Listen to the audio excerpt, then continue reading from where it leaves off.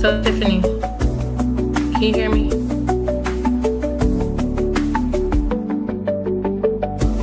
Can you hear me, Tiffany? I can. The countdown's about to stop. Yes, I can hear you.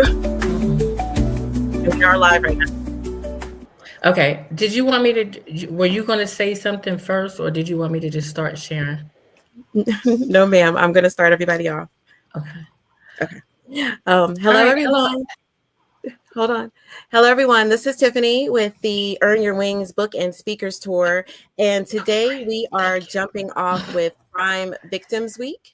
Crime Victims Week actually starts today, and it is going to go all the way through to April 12th. And so today you are going to meet several of our partners and sponsors that are on the tour, on the Earn Your Wings tour.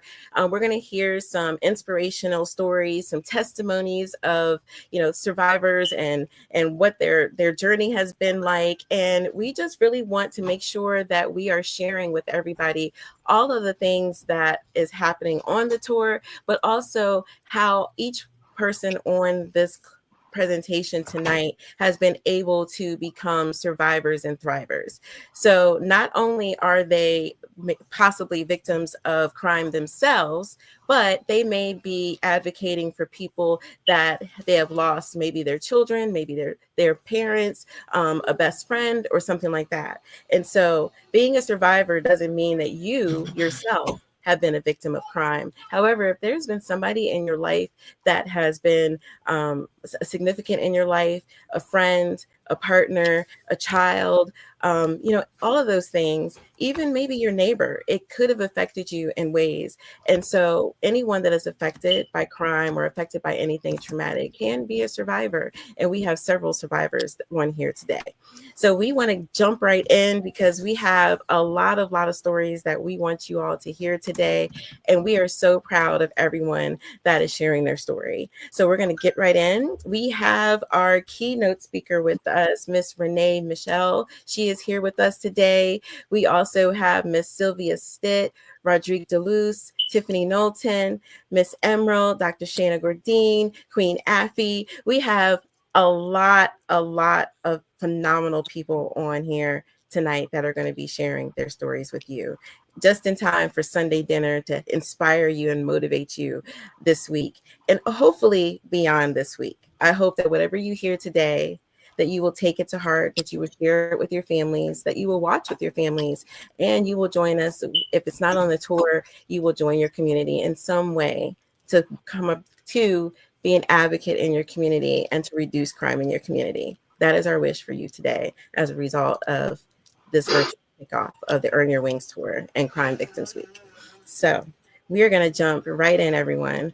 I am very, very proud of the people that are on here right now. They have made so many contributions to our community.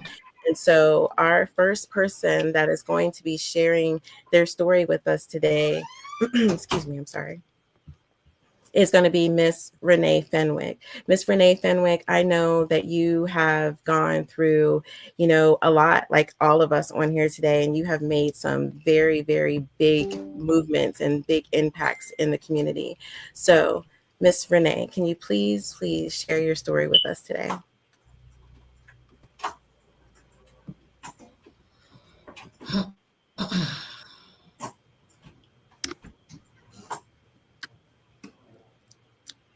Miss Renee, can you hear us? Yes, no. Yes, no. Can everybody hear me? Mm-hmm. Yes. Okay. So not sure. Okay, let's see. Well, while we were doing that, Ms. Emerald, can you share with everyone some more details about Crime Victims Week, and I'll make sure that she's okay tech wise. Sure. National Crime Victims Week. This year, we're focusing on kinship.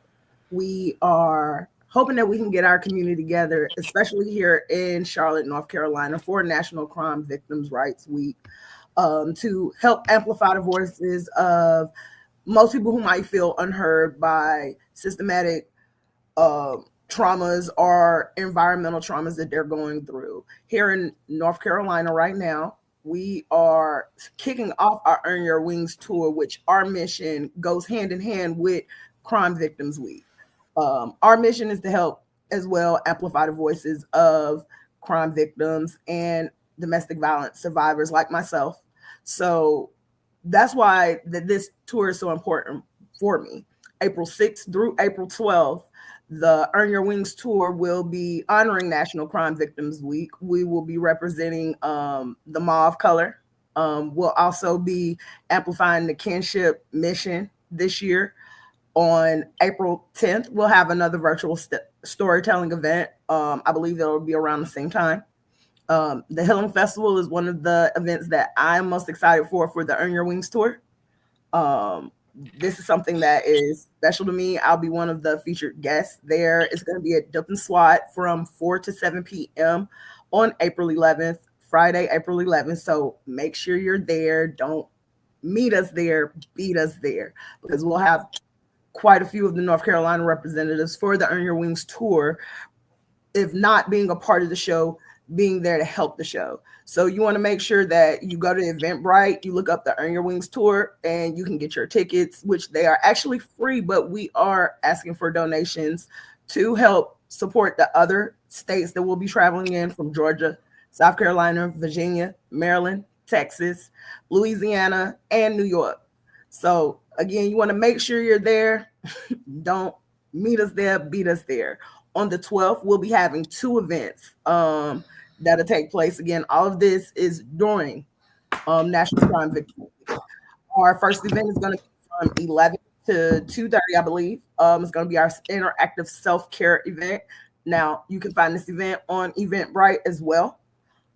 It'll be off of Brookshire here in Charlotte, North Carolina, where you can learn self-care techniques to defend yourself. A lot of people don't know how to, and we'll have Damian. I'm sorry if I pronounced your name wrong, but definitely he knows who I'm talking about.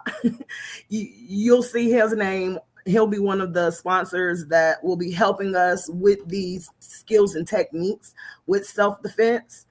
This is something you definitely don't want to miss, because these are some of the skills that I wish I had during some of my instances that I might have been able to protect myself with, just outside of the trauma that we'll be visiting today. Anybody can use these skills, so you definitely want to be there. Another event that I'm excited about, the cookout, will be at Brookwood Inn. We're accepting donations. We're accepting sponsorships.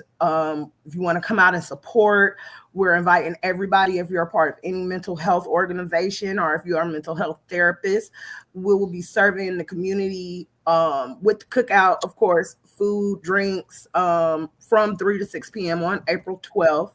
We'll have police presence, so that people can learn from each other, not just the community listening to each other, but we will also learn and be able to speak to some of the people who are, they're placed here to protect us when we're going through these instances. So again, all of our events this week in North Carolina tie to National Crime Victims' Rights Week. So this is something that you do not want to miss. You want to make sure that you sign up at Eventbrite for all of these events. Again, do not meet us there, beat us there. National Crime Victims Week is actually an initiative that has been going on a lot longer than the tour. So definitely get in contact with us, follow the page so you can find out more on how you can support us here in North Carolina or support the mission all together. On mute. There you go. Sorry about that, y'all. Thank you so much for letting us know what's going on for Crime Victims Week here in North Carolina, but all across the world. So thank you for sharing that. So just for you all, I am the founder of BVP Project Safe Haven, and also the visionary behind the Earn Your Wings tour. I myself am a survivor of both sexual assault and domestic violence. Unfortunately, growing up, the abuse started for me at a very young age through a family friend. And also there were some other instances in my home that took place among people that were trusted, growing up as a child. And so domestic violence became kind of my normal relationship after dealing with the childhood trauma and then getting into relationships that were just very unhealthy. And that was because I hadn't had the opportunity to put in the work to go get the help that I needed. And I didn't realize until I was in a place of just hating myself and going from one abusive relationship to another, was suffered through a very violent sexual assault in 2005 in the DMV area where I'm from. And from there, I just said, I can't take it anymore. And within a month of being raped, that particular time, I moved to Charlotte, North Carolina to be closer to my family. I didn't have any kids at the time. I didn't have any children at the time. And so when I came down here, it was really to be closer to my family and to start over, because the person that raped me started stalking me. So, once I got to Charlotte, I started completely over, and just really had a desire to work on myself and to work on taking accountability for my own actions. And I think that's something that a lot of victims, and survivors need to do. We have to take accountable for, the decisions that we make. And, what is it about us that keeps allowing us to get into these different types of relationships, putting ourselves in unsafe circumstances or environments and so forth. And so it's very important for victims and survivors to know what they can do to work on themselves so that they can avoid certain things in the future. That never means that it's your fault. It never means that anything you did warranted any of the abuse or any of the trauma or the crimes that happened to you. However, there are times when, as a survivor of domestic violence, you repeatedly put yourself in domestic violence relationships or unhealthy relationships. And at some point you have to look at yourself as the common denominator to find out what it is that you need to do to strengthen yourself, to love yourself, to know that you don't have to go through that pain and you don't have to go through that trauma, and that love is not supposed to hurt. So everyone, I feel that's something that should take place on everyone's journey, is just to see, how can I protect myself in the future, no matter what the trauma or crime was. We want to really look at ourselves and look at ourselves mentally to see, what is it about, us that we might need to work on, and so that we can protect ourselves in the future. And again, that's not placing blame. What that is saying is that, how can we protect ourselves in the future so that we do not go through these things anymore in our lives? So with that being said, our first official speaker for tonight that's going to be sharing their story is Miss Emerald. You just met her a few seconds ago, telling us about the Earn Your Wings tour, and she is here to share her story with you now. So Miss Emerald, it's on you, love. Right. All right. Everyone can hear me, correct? Mm-hmm. All right. So my story, I have plenty of stories I could share, but a couple of the traumas that have shaped me into the person I am today. I'm a survivor of a 2-time survivor of domestic violence, 2-time survivor of systematic religious prejudice. I like to chop up a lot of my issues with being a little too vulnerable in the wrong times with the wrong people. My first instance of being religiously prejudiced against, I was in middle school, and more than once. First time, my family, they converted to Islam back in the 70s. So I am a first generation Muslim. My family, I tried to definitely go off of my religion the way I'm supposed to, by wearing my scarf, and my scarf was snatched off by a student. It was a humiliating time. I lashed out in an inappropriate way, but the student themselves, because I lashed out, wasn't reprimanded at all. It happened at the same school by a teacher. So it gave me this sense of being too vulnerable. And I think that kind of shaped why I accepted some of the more physical abuse down the line. Being too vulnerable, it'll do a lot for you when you're not necessarily aware of how to deal with it. My parents, they came from humble beginnings, and we as adults, you have to learn you can't blame anyone for your issues. And I know that my parents at the time did the best that they could.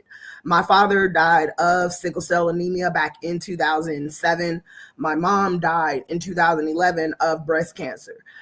Doing my first go around with domestic violence, both of my parents were here, and because they had their own issues to deal with that they were unable to deal with because they didn't have the resources that I have available, they were unable to give me the attention that I try to not only give to my children, but to anybody that I see going through anything. You know, once you've gone through something too many times, you can start to pick up on when something is really wrong with people versus somebody's just so it gives you a sense of caring, but you have to use your discretion with how much you care, who you care about.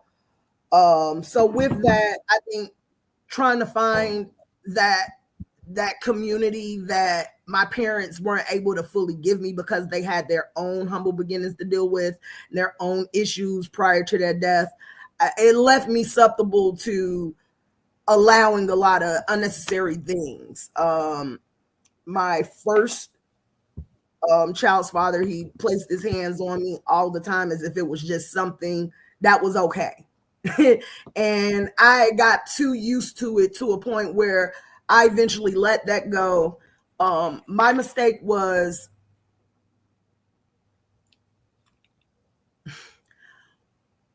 not allowing myself enough time to be single to jump into another relationship.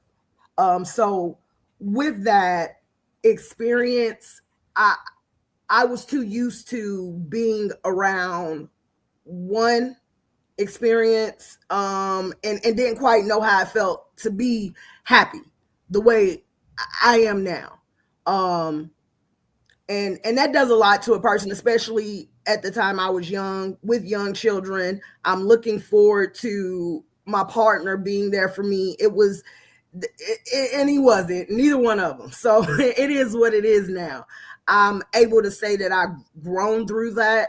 And my biggest hurdle with trying to break the generational curse that I know my parents, or I felt like my parents had to endure, is therapy. That's what's helped me the most. That was the missing piece. A meaningful, ethical, raw therapist who wasn't necessarily, she said everything as nice as she could, but I realized I needed her maybe 9 months after incident where my second child's father threw a cup at my head and bust my skull. I have a skull fracture where I'm walking around with a titanium plate above my left eyebrow.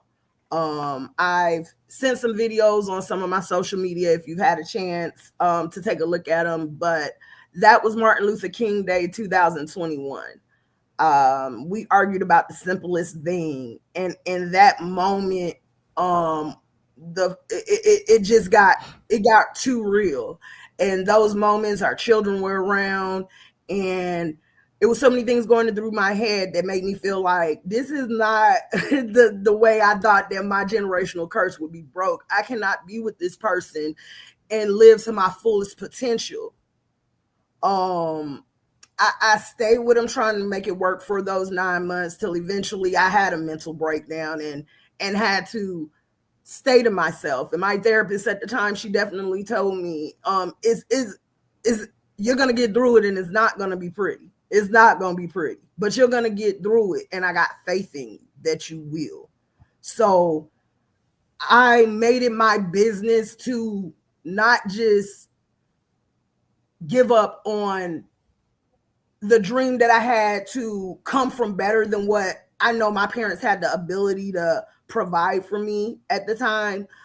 But not only my therapist giving me this push, I have a best friend, I have children who are watching me. And first and foremost, the therapy taught me self-love. I can't take care of anybody else. And that was a big thing with me about how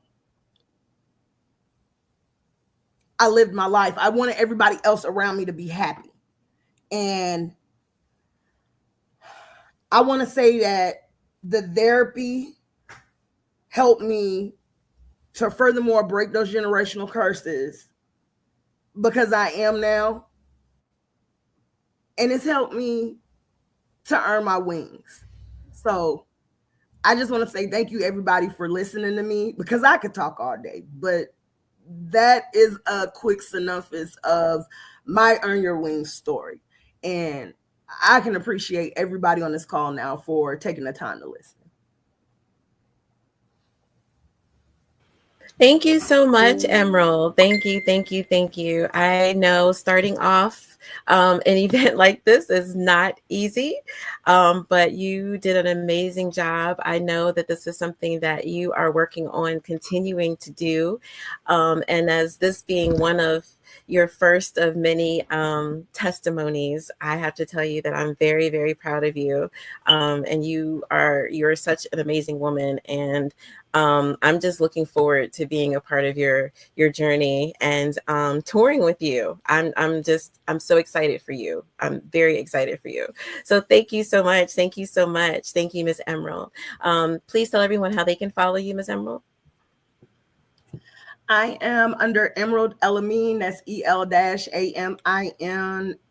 That's EL-A like Adam, M like Mary, I like Igloo, and like Nancy at Facebook. And I am Carolina Honeydew on Instagram.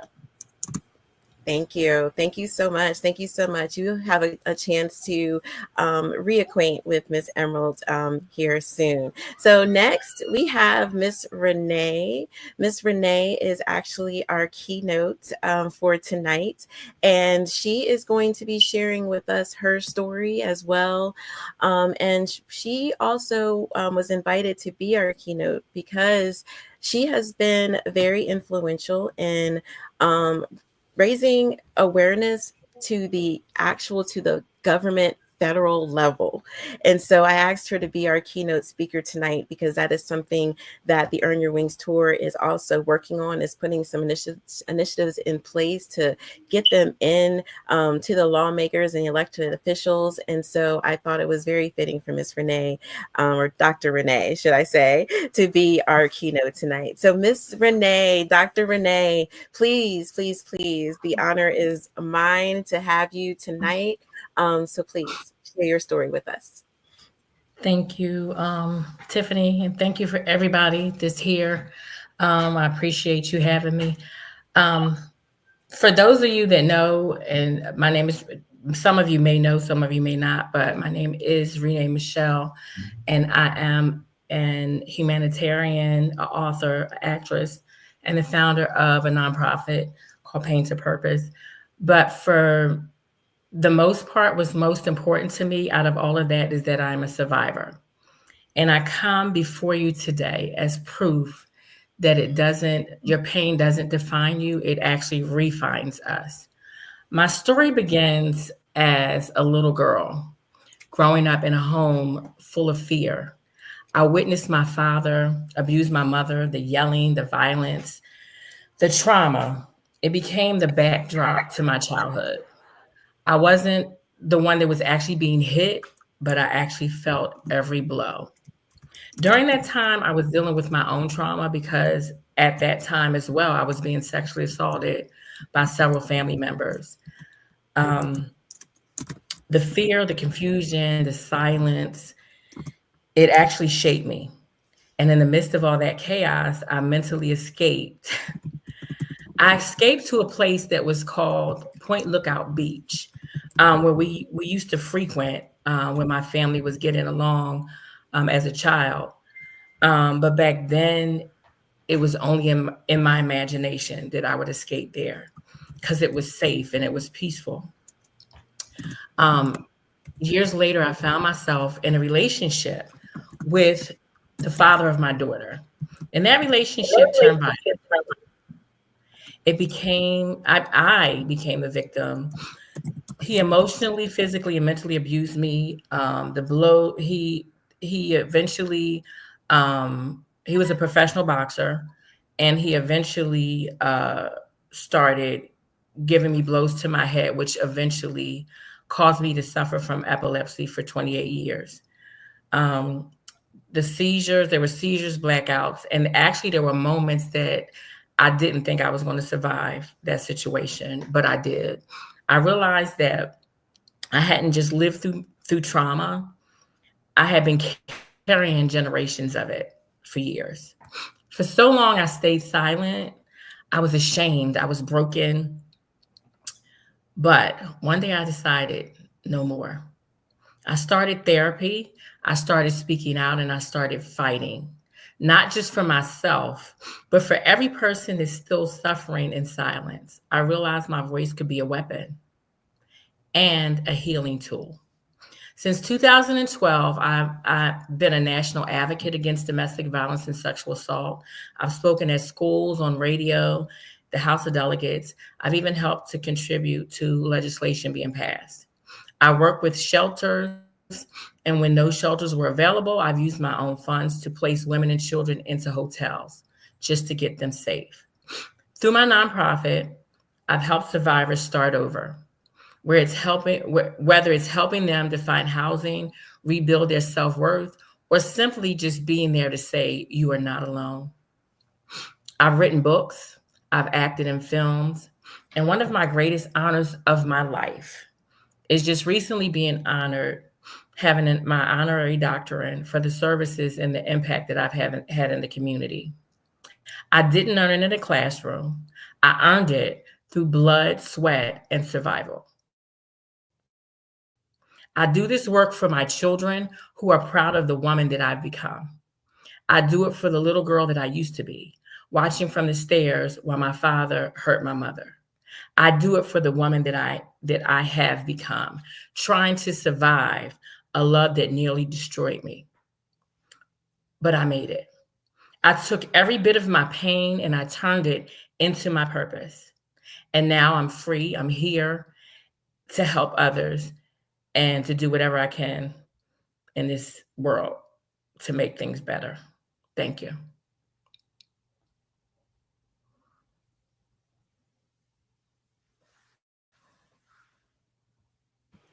Thank you, Dr. Can you hear Renee. me?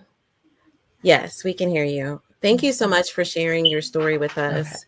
Um, Hmm. as a survivor of childhood trauma and abuse myself, I know that is not something that's easy to share. Also, when it's someone that is very close to you that you trust to protect you. So I know that I understand that. I know many others on here understand that. And just, being victorious and growing into an adult that wants to give back, doesn't want other people to hurt, doesn't want to hurt other people, because we know sometimes victims grow up and they become abusers themselves. And it takes, someone to be resilient, someone to have faith, someone to, love themselves and know that they deserve better for their lives, for them to get the help they need, and to be an adult that can give back to the community, that can share their stories, that can make a difference and to help others. So thank you so much for sharing that. Thank you. Appreciate that. So I hope everyone is enjoying the story so far. I hope so. I hope so. It's very inspirational to me as well. So we are going to move forward to our next speaker. And that is going to be, and I'm sorry, my schedule went down for a second. My schedule went down. My apologies. So our next speaker is Dr. Shayna. Dr. Shayna. We have so many doctors here that have earned recognition for their work in the community and what they're doing out there as community leaders. And I am so proud of this woman right here. These last couple of weeks, me and her have just been having some great conversations and supporting one another and seeing what else can we do on the tour, what else can we do, to help other people and just, trying to bring everyone together to make a difference, not just not just BBP, not just Unmasked. We want to make sure that everybody's coming together, and we've been talking about it and collaborating on so many things. So I am very, very, very grateful to have Dr. Shayna on the team with us. Dr. Shayna, please share your story with us. Absolutely. How are everybody doing today? I am Dr. Sheena Gadine. I am a survivor of not one, but two physical, mental, and verbal domestic violence relationships. My incident happened, I was actually in 2011. I was pregnant with my daughter, and literally I got thrown against a cabinet while I was pregnant. I was about 7 months. And, as you go through this, your mind is my child, not me. And, I fought to get my kid's father hands from off my neck because he was strangling me as he had me against a cabinet. During this process, yeah, I decided to go back because I kicked them out the house. And as you go through this, you're pregnant, your hormones going, you already had another kid. And I'm like, maybe it'll work out. Nope, that was not the answer. So I actually got strangled again in my living room holding my daughter, and I decided to leave that relationship. And no, I didn't go to therapy. I didn't tell anybody when this first incident happened. I decided, like, all right, maybe I'll be okay. Maybe I can take care of myself and, just do with me and the kids. I got into another relationship about 4 years later. Unfortunately, it went down the same rabbit hole of being in another domestic violence relationship. They showed one face at the beginning and it turned out to be another face at the end. I got dragged upstairs, I got choked in my sleep, I got strangled in my sleep, I was locked in my bedroom. It just was a lot. And I had to come to terms when somebody tell you I'm going to slit your throat, it's time to go. And I got kids.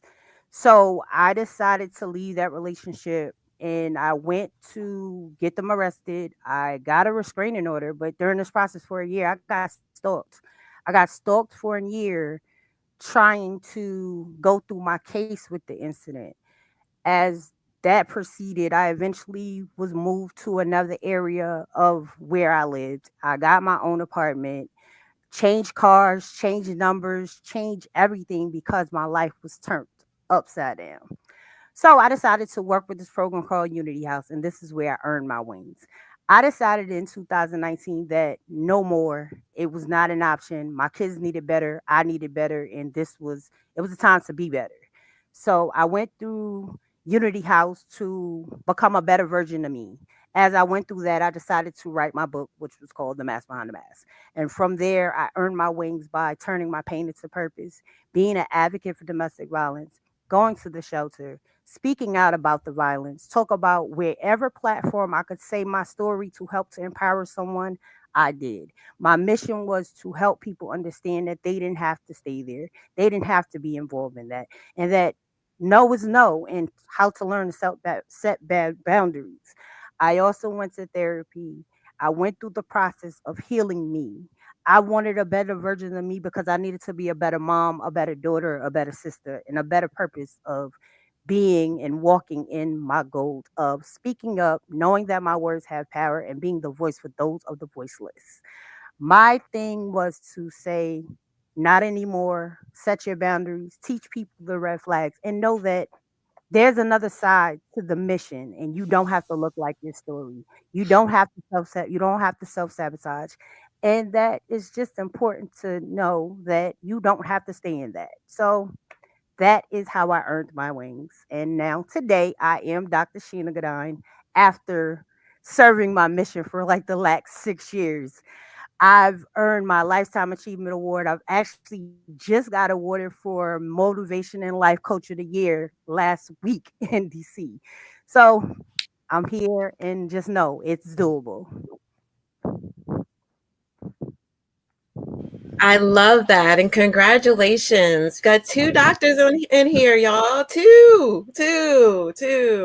So far, so, I mean, come on. We got doctors in here. We've got, business owners in here. We have artists, poets. We have everything. Everybody is right here. All walks of life, all nationalities, all ages, all shades, all backgrounds that are sharing their story. So if you want to sponsor one of the speakers, or if you want to support one of the speakers, I've dropped the link so that you can be able to do that. And it goes towards the speakers that are on the tour to help with their expenses. So we are going to just move right along here to Miss Sylvia. Miss Sylvia Stitt is going to be sharing her story with us. I met Miss Sylvia at a community conversations that was hosted by CVPC, if y'all are familiar with that. And so Miss Sylvia Stitt Smith, she was there.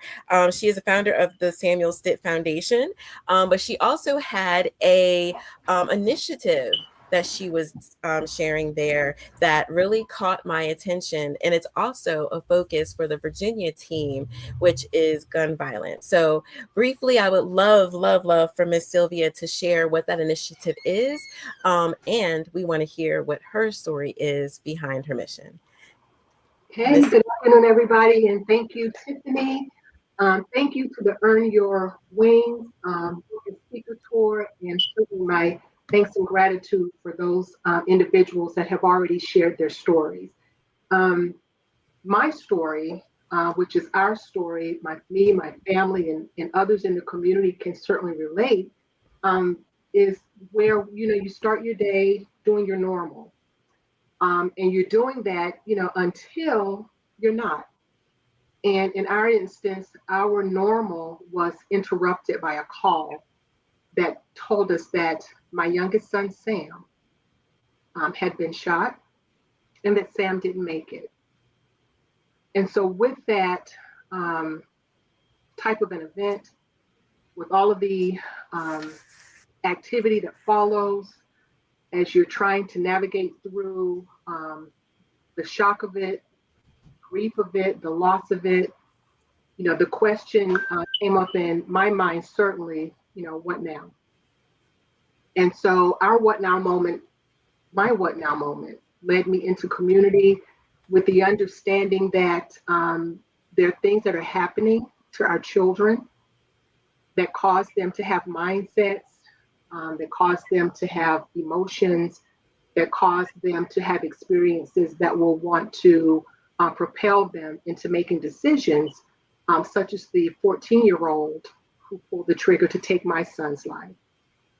And so before I go any further, what I really would like to do is just take a very brief moment just to introduce you to Sam. He's the reason for my being here. He's the reason for the activity that I involve myself in, and he's the reason for the advocacy and the collaborations that we do in the community. So I think you'll be able to see, I certainly want to be able to show the world what we lost in the midst of everything. So this is Samuel Harrison Stitt. Sam is my why.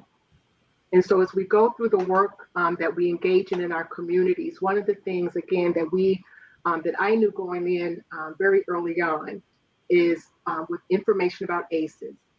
And as our prior panelists have talked about, childhood traumas and things that happen to us that can form a mindset and form emotional bondage that causes us to be influenced to do certain things and feel certain ways.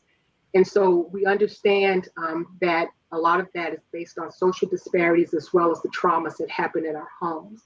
And so some of our very early activities were to work with our homeless neighbors. We worked with people who had been involved in survived human trafficking. We worked to be a part of resource development for the schools, the children in the school system, because again, you have to be able to address some of the things that cause the emotions and the violence that perpetuates our communities. And so actually, just as a correction, I am executive director for the Sam Stitt Foundation. Sam's dad, my husband Michael, is actually the founder.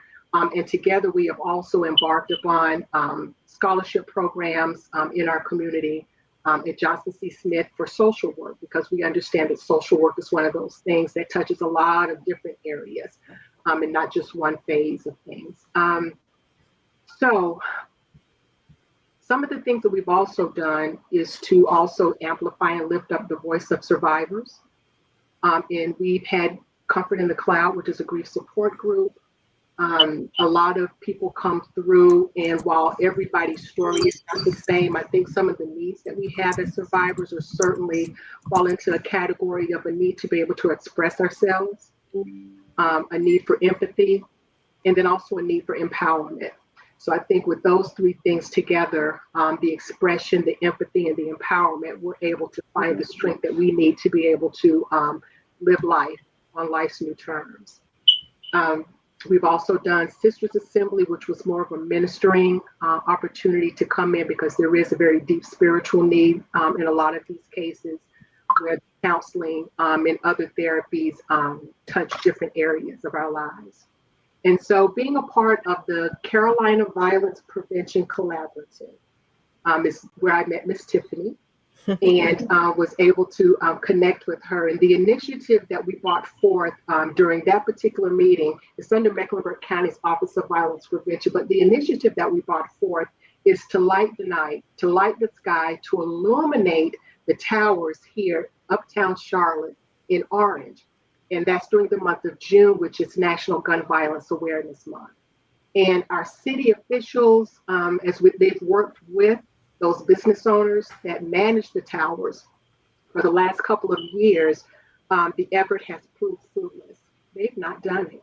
I don't know the reasons, but we're working to work through relationship, through coalition building, partnership, and through collaboration with organizations locally, regionally, and also organizations that have a national presence, to be able to show that it's just not about addressing gun violence, but it's also about acknowledging and addressing the effort and the work, the healing, and the empowerment for our communities that gun violence is a catalyst for.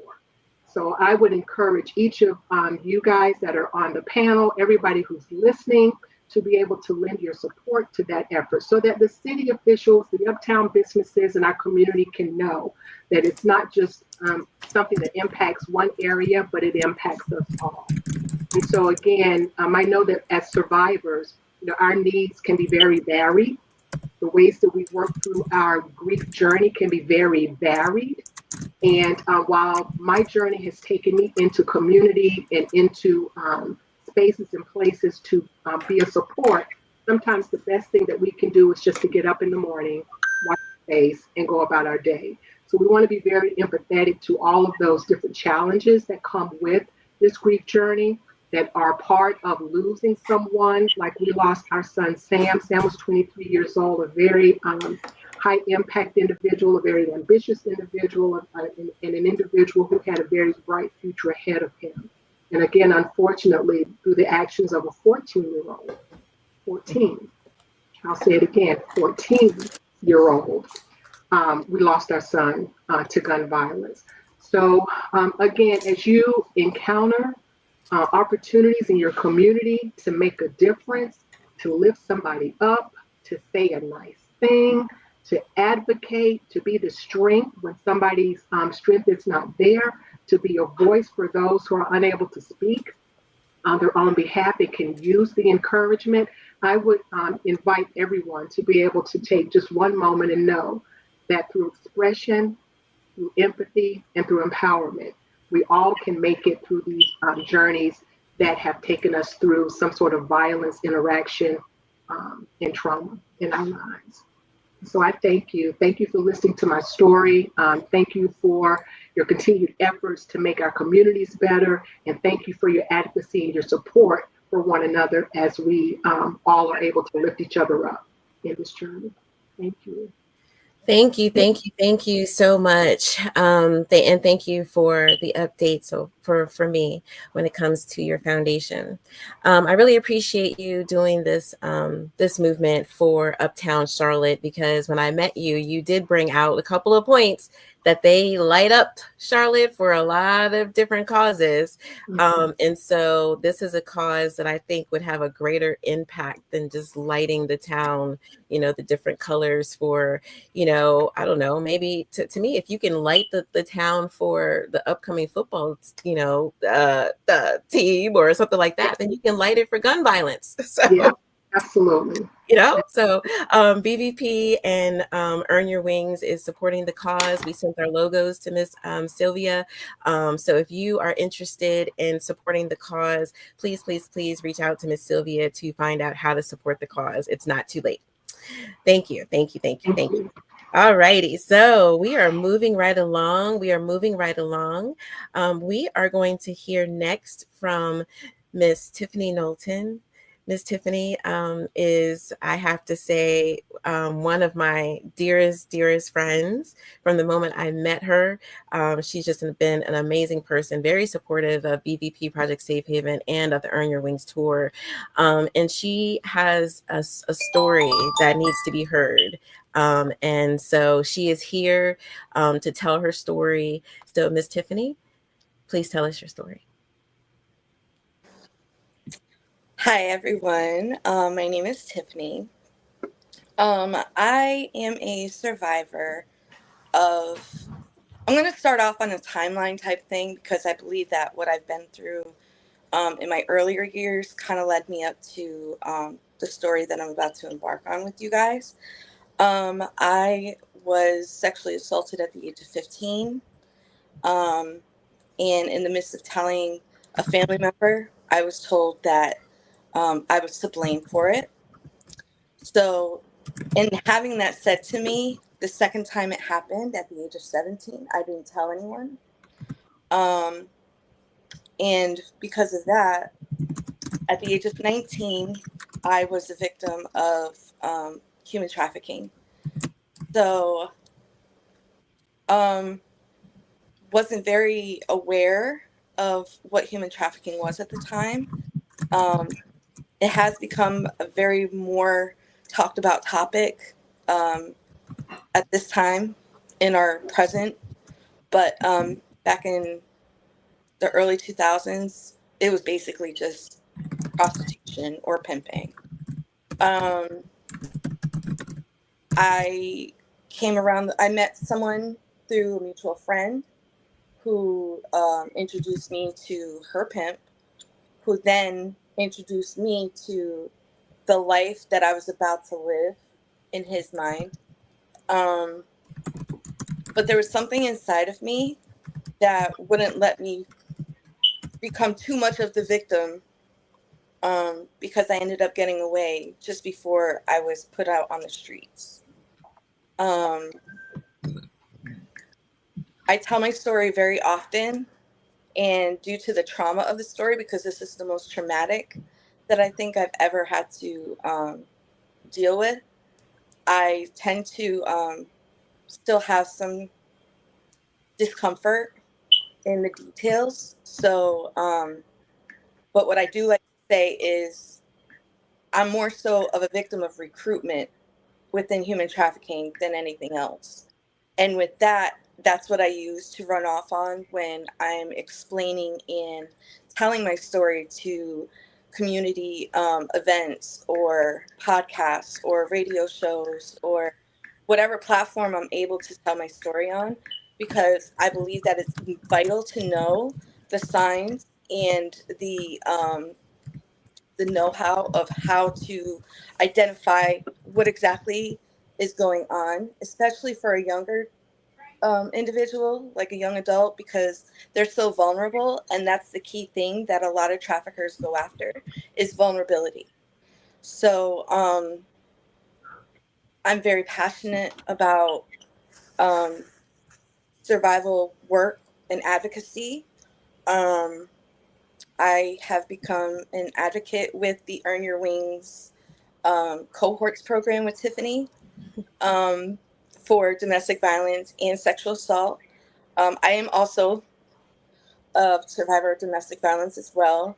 I believe that human trafficking, domestic violence, they all go hand in hand, and sexual assault.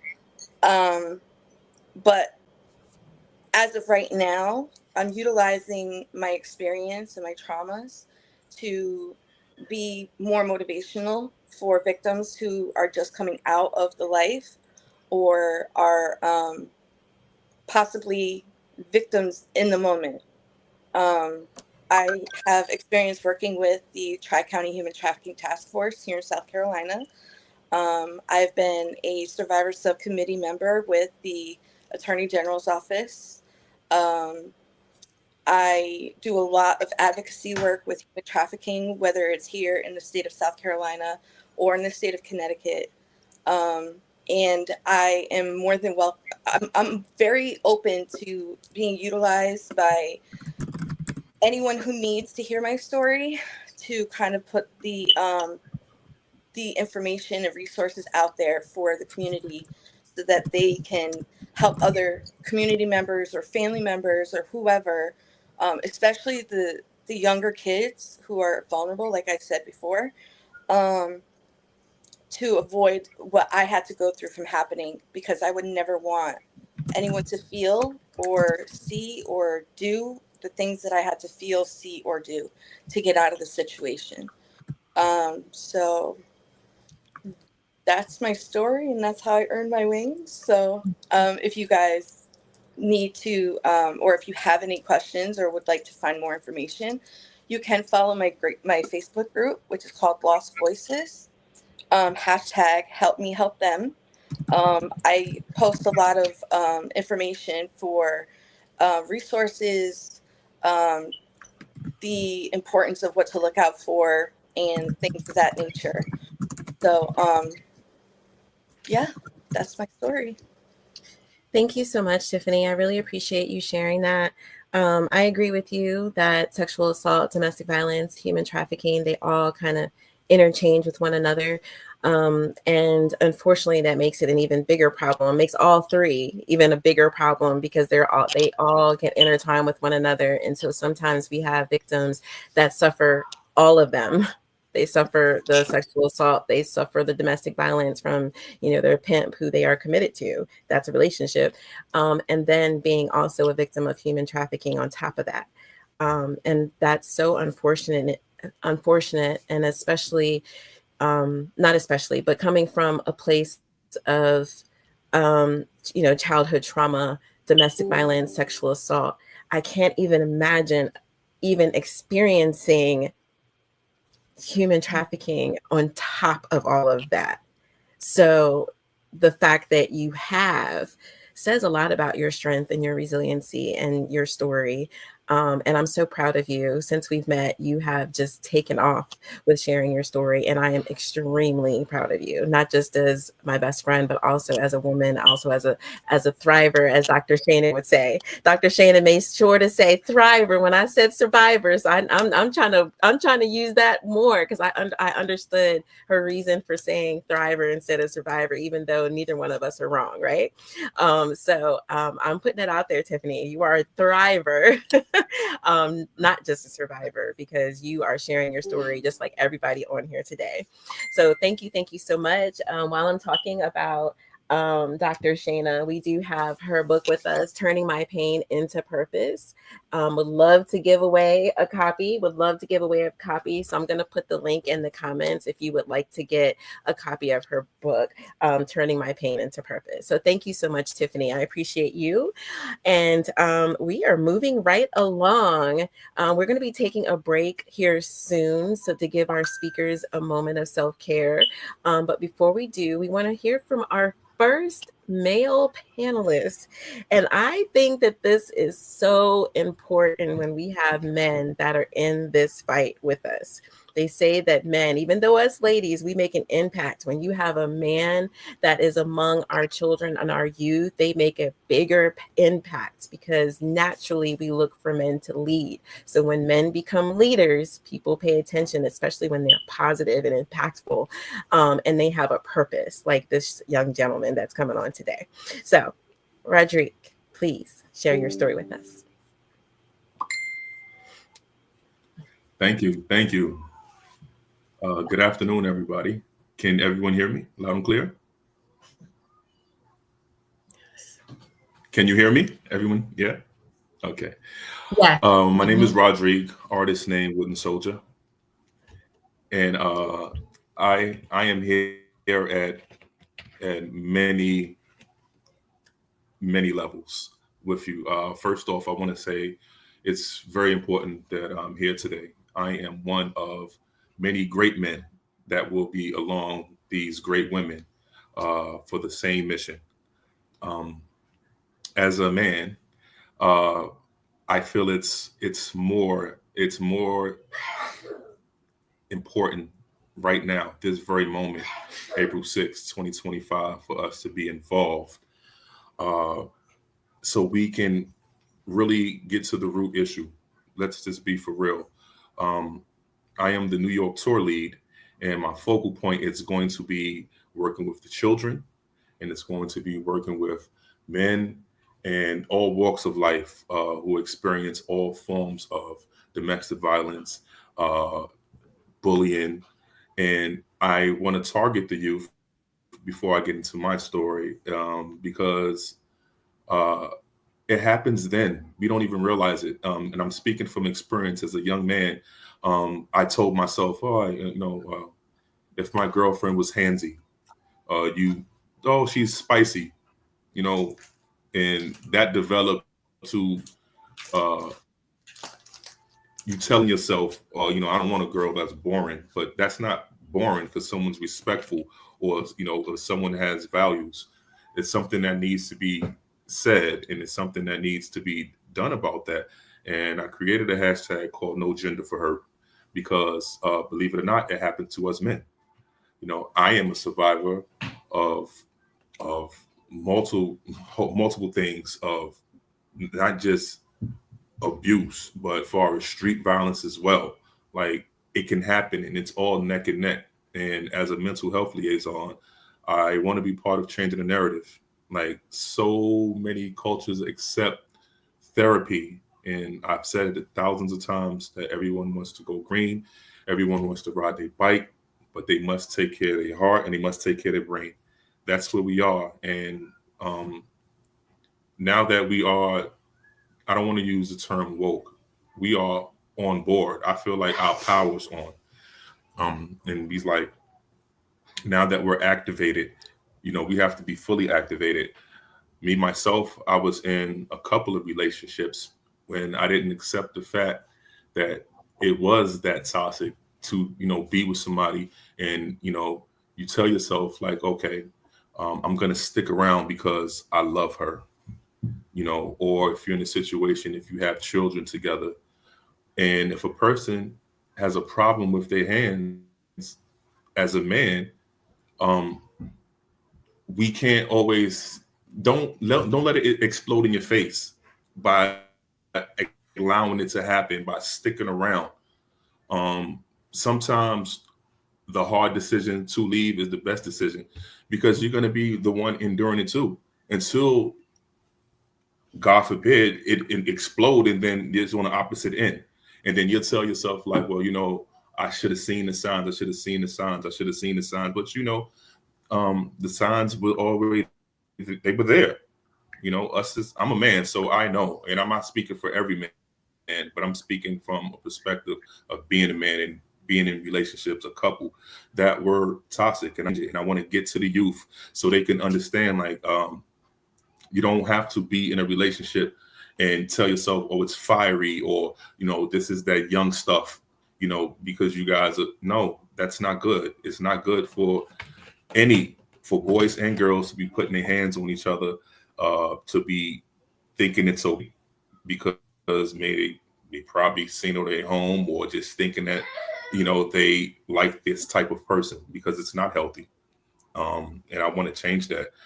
Part of this tour, we're going to be in each of these states, in New York, in Maryland, in DMV, in DC, in Virginia, in North Carolina, South Carolina, in Atlanta, Texas, and Louisiana, I believe. Like each state, I am going to have like a real intent on connecting with the youth. I am one who hits the ground running. So like I am I'm gonna hone in. I'm gonna hone in, and along with the great gentleman that's gonna be with me, we're gonna be giving out hugs. We're gonna be giving out love to show people what it's like, um, the healthy way. We have to remove a lot of this healthy thinking and this unhealthy habits. It has to be replaced with good ones. And sometimes a good old fashioned hug and an outlet is so many men I know from experience that they don't. It's no resources. There's no resources for men to get the help, and I want to advocate for that as well on this tour, along with the women, because it needs to be seen. We need to be there to support the women to uh, may explain to a man who don't get it on why it should never be.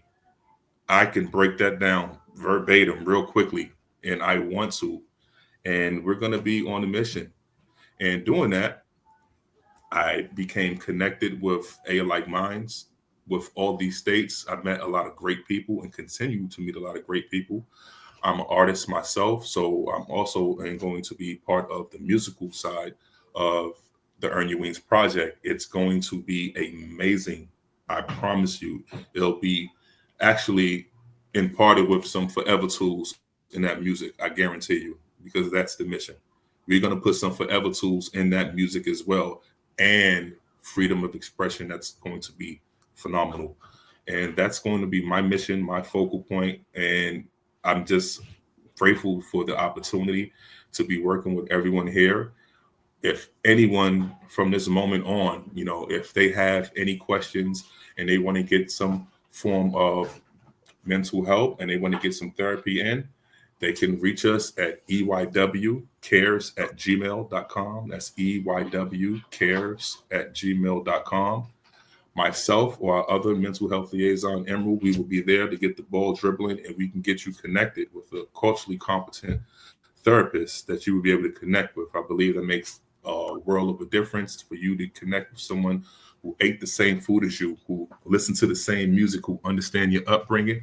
It can crack the shell open quicker to get the healing process. And I so believe it's possible. It's not a life, it's not a trend, it's a lifestyle, and it's our life and it's your life. So thank you for everyone, and that's how I earn my wings. Thank you, thank you, thank you. Thank you so much. That was great. And the impact that we are wanting on the tour is one of people that are committed. And it doesn't matter what kind of crime you are advocating for or against. Okay. So I hate to say crime, you're an advocate for domestic violence, because you're not actually for domestic violence, right? So you're an advocate against domestic violence. But you can be a survivor of any kind of trauma. You might have witnessed, different forms of trauma, maybe in hospitals, or maybe you witnessed crime, working in the mental health profession, or maybe you've witnessed, some disparities when it comes to, the states that you live in, the counties that you live in. Maybe they're not giving, you don't feel like they're giving enough support to victims of crime, or that they're suppressing the rights of victims in your county or in your state. And that could be for offenders as well. We do know that sometimes people are accused of crimes that they have not even committed before, but yet they're spending 20, 30 years in jail. 2 men just was released from jail this year after spending 20-year sentences. That's a crime in itself. So there's no one crime above the other crime. If you've suffered through any kind of crime, if you've been witness to any kind of crime, if you have seen where things need to change when it comes to victimization of any kind, then this is the place for you. We want you here. We want you here on the tour to share. So all right, thank you so much. Thank you so much. Our next speaker, let me see if she is on here. Let me see. Nope, she's not on here. Okay, so we are going to take a 5-minute break. We're going to listen to a little bit of music here for a second, let everybody refresh themselves. And we were going to come back. It is right now 3:13. We'll come back at 3:18. So please, please, please get up and stretch and get ready to hear some more powerful, powerful stories. We'll be right back.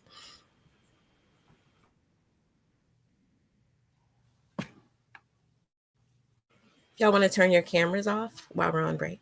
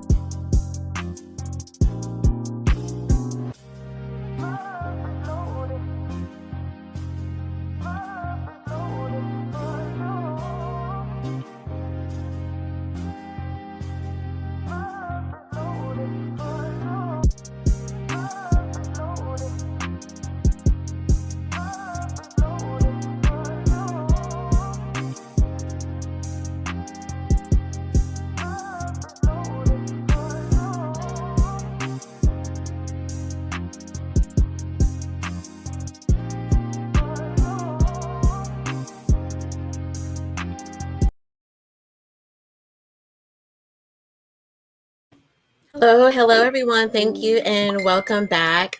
We are really, really excited to have everybody here and sharing their stories today.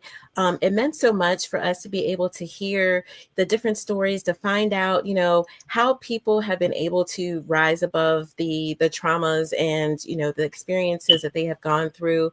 It's also been very, very, very uplifting for me as well to be able to support you all and your stories and your journey and your advocacy efforts as well. So I wanted to thank everybody that shared during the first session. So we want to make sure that we had a couple of people ask for a couple of different contacts that are on here today. I did put several in the contacts, but I want to make sure that those that are watching that want to connect with those who have spoken already are able to. So I'm going to go back to, do we have Emerald still on here? Okay, I do not see her on here. Nope, we do not have Emerald.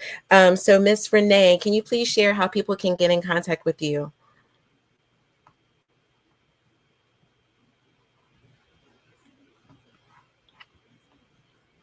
Okay. Dr. Shayna, can you tell everyone how they can get in contact with you? Absolutely. You can contact me on Facebook at Dr. Sheena Grind, or you can find me on Instagram as the Lady Behind the Mask 22, or you can hit me up on my website. It's www.sheenamastermotivation.com. Great. Thank you so much, Dr. Shayna. Miss Sylvia, can you please tell everyone how they can find you and your foundation? Yes, we can be found on Facebook, Sam Stitt, Stitt, Sam Stitt Foundation on Facebook. Also, Sylvia Stitt Smith on Facebook. On Instagram, it's Love Civvy, SYVIE, Love Civvy. And also, the website is Sam Stitt Foundation. Thank you so much. Thank you so much. Next, to tell us how to get in contact with you, Miss Tiffany. Yes, you can find me on Facebook at Tiffany Knowlton. That's KNOWLTON. On Instagram, it is sweet_T_with_Tiffany. And again, my group on Facebook is Lost Voices, #help me help them. Great. Thank you so much, Miss Tiffany. Next, Roderick, tell everyone how they can find you.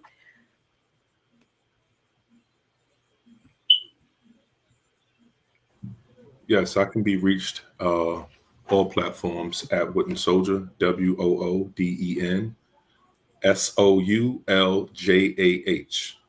Hit me up. Thank you. Appreciate that. Thank you. So our first session of speakers, otherwise than Miss Renee, we are going to let you go. Make sure everyone please follow them. We are going to hear more from a lot of the speakers that are on here tonight. We will talk to you again on April 10th for our community conversations, which we have invited some police officers and some elected officials to join us so that they can hear testimonies of survivors to bring about change in their communities. So please tune back in with us on April 10th at 5 p.m. on our Facebook, Instagram, and YouTube. And you will see some of those sharing their stories and sharing what they feel can bring about change in their community from a survivor's point of view. So thank you, Session 1 storytellers. We will see you again. Miss Renee, please stay on. Thank you, everyone. Next up, we are going to have the rest of our speakers. So we are going to be waiting for them to come on with us. So our next speakers, please come on right now. And while we are waiting for them, if you have any questions for our speakers, please put them out there and I will make sure that I get answers. So if you are watching and you are wanting to ask any questions, if you are looking for any resources, please put them in into the comments, and I will make sure that I am asking throughout the virtual kickoff. I'm so excited for everyone to be here with us, those that are watching, those that are sharing, those that are complimenting and letting our speakers know that they are making a difference, and sharing their stories and has been impactful and inspiring to them. So thank you all so much. We're going to go ahead and get started with our second session. Miss Renee is going to start us off again by continuing to let us know about the bills that she was able to get in place under her advocacy efforts. So Miss Renee.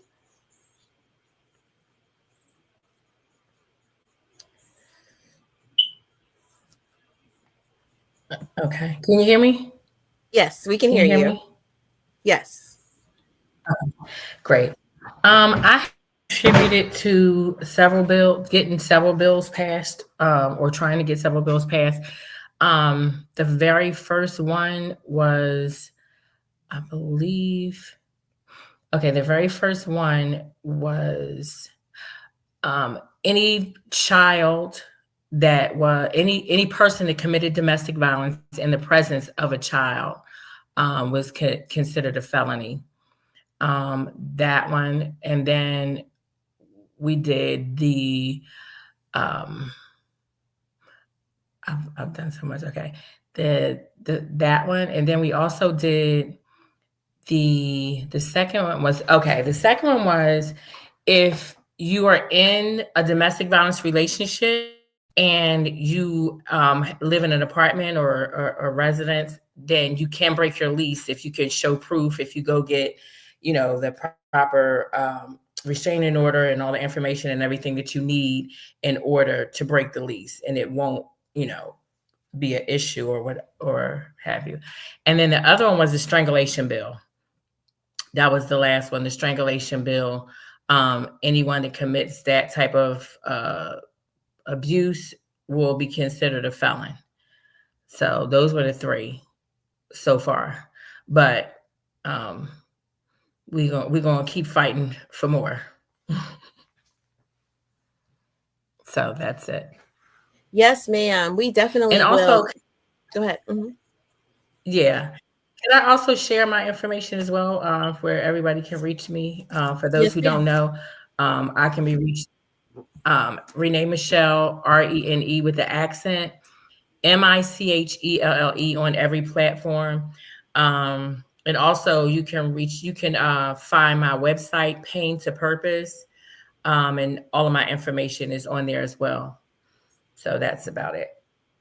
Thank Great. you. Thank you so much. Thank you, Miss Renee, Dr. Renee, for sharing your story You're with us and welcome. being our keynote speaker. So we are going to go You're ahead and welcome. jump into our second session. It sounds like there's a little delay. So if it sounds like I'm talking over you, please know I'm not. It just seems like there's a little delay in there a little bit. So our next up we have is Miss Diamond. Miss Diamond, are you ready to share your story with us? There she is. Hi, Miss Diamond. How are you? Yes, I'm here. Sorry. No, Can you guys you're hear me? okay. We can hear you. I'm so excited to have you here. I know that you have been on a journey for a couple of years now, and just working through things and navigating through the system, which can be traumatic in itself. And I know that you have some experience, with just being in the system and suffering from that additional trauma that sometimes takes place with victims when they report domestic violence or sexual assault or any kind of crime, that sometimes the victim actually will sometimes be affected by the police officers and the hospital examiners, and even in the court process. And so that is something that Miss Diamond has been experiencing, and something that I've been trying to support her with, because unfortunately it happens a lot. And so, Miss Diamond, please share your story with us. Hi, everyone. Good afternoon. And thank you for that, Tiffany, for your grand introduction. I appreciate you. And I know that I've known you for years now. So I definitely appreciate being able to be on this platform with you guys. And hearing the stories from earlier was definitely insightful and also helpful and supportive. And like you said, going through, these different transitions when you're dealing with whether it's domestic abuse, crime situations that are happening, it is very difficult for the people that are surviving through it, because sometimes you're not really getting the support that you want or that you need, or the advocacy for it is very hard to get, or it's not really obtainable the way that you feel like it should be. So like you said, trying to navigate around that and find different avenues to implement that, whether it's in North Carolina or another state, that is something I definitely feel is a need. And I know on your next event that is something that we're going to talk about, what can be implemented and added to that to kind of help those that are going through that process, or still going through that process, or have been through whatever, to be able to get the support that they need even after the fact. So that's something that is a super, super important factor when you're going through something and you're not able um, to walk out smoothly and be able to, restart your life as, quick as some people may think it is. It is a very hard thing to do, especially if you have kids or, you don't really have a big support system. I'll start out with my story. Pretty much knowing that I had family members and friends that had been through, whether it was sexual abuse, physical, verbal abuse, those family members that I've watched and witnessed going through certain things, and then to think that you won't be, you know, in that kind of cycle because you tell yourself, oh, I'm not going to be this person. I'm going to do this way. I'm going to be very different. And it turns out and pans out in a different, avenue for you. So, it is a lot to take in when you're not able to really grasp what it is. And I feel like when it comes to crime and domestic abuse, sexual, physical, it's hard to know what to go to or where to start because the steps can be different for everybody in their situation. My first situation that I had happen with my domestic abuse happened with my child's father. And that was something that was obviously unexpected for me. But again, I think that stems from people that haven't dealt with their own traumas that they dealt with family or their own, childhood traumas or their own physical traumas that they had, implemented on their lives. So they take it out on, the closest targets to them and cause, strife and issues with them. And then you're sitting there in the fence of like, oh, I can help this person. I can, show them a better way to love. I can show them a better way to be supportive. I can show them that you don't have to fight the world kind of thing. And I think I put myself in that bubble a lot because I always try to be a nurturing, caring, loving person. So I figured, hey, I can be that person for this person that is suffering or this person that is in pain, or this person that is, going through certain things. And then now you become the punching bag or the target because you're now trying to save not only them, but also trying to save yourself within that moment. And I went through that process, and from there, from that stemmed me to be like, okay, you know what, maybe I need to reevaluate how I, jump into a situation, whether it's a relationship or friendship, or even dealing with family members and friends that go through certain things, because sometimes, 9 times out of 10, a lot of family members or friends hide things, and a lot of things are behind closed doors, so you don't really know what's going on. You don't really know their true lives and what's happening. So it is very hard to be supportive or be understanding, especially when you don't know the full length of the story, but you want to be there and be supportive. And I'm at the point now where I've channeled that pain and the hurt and the the mistrust and the abuse factors, and now I'm trying to regain the beauty within myself and the strength within myself to push forward and take every day as earning a wings day. Like, I just want to fly. I don't want to worry about the bad parts of what it is, even though you're going through it every day. Once you go through those processes, it's always with you. Not that you're going through it, but it's something that you would never forget, because it is a traumatic situation that you go through. I've been through, like I said, that was my first situation that happened. And I also had another incident that happened as well. And that kind of stemmed, like, Tiffany, into a situation that placed me in a very uncomfortable situation with, my child.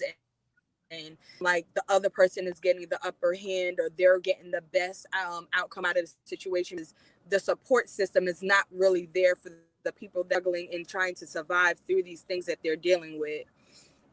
I don't want to dive too much into like the things that happen. Let's just say a lot has happened, down the line, but from the physical stuff, the verbal stuff, even spiritual, emotionally, it takes a toll on you.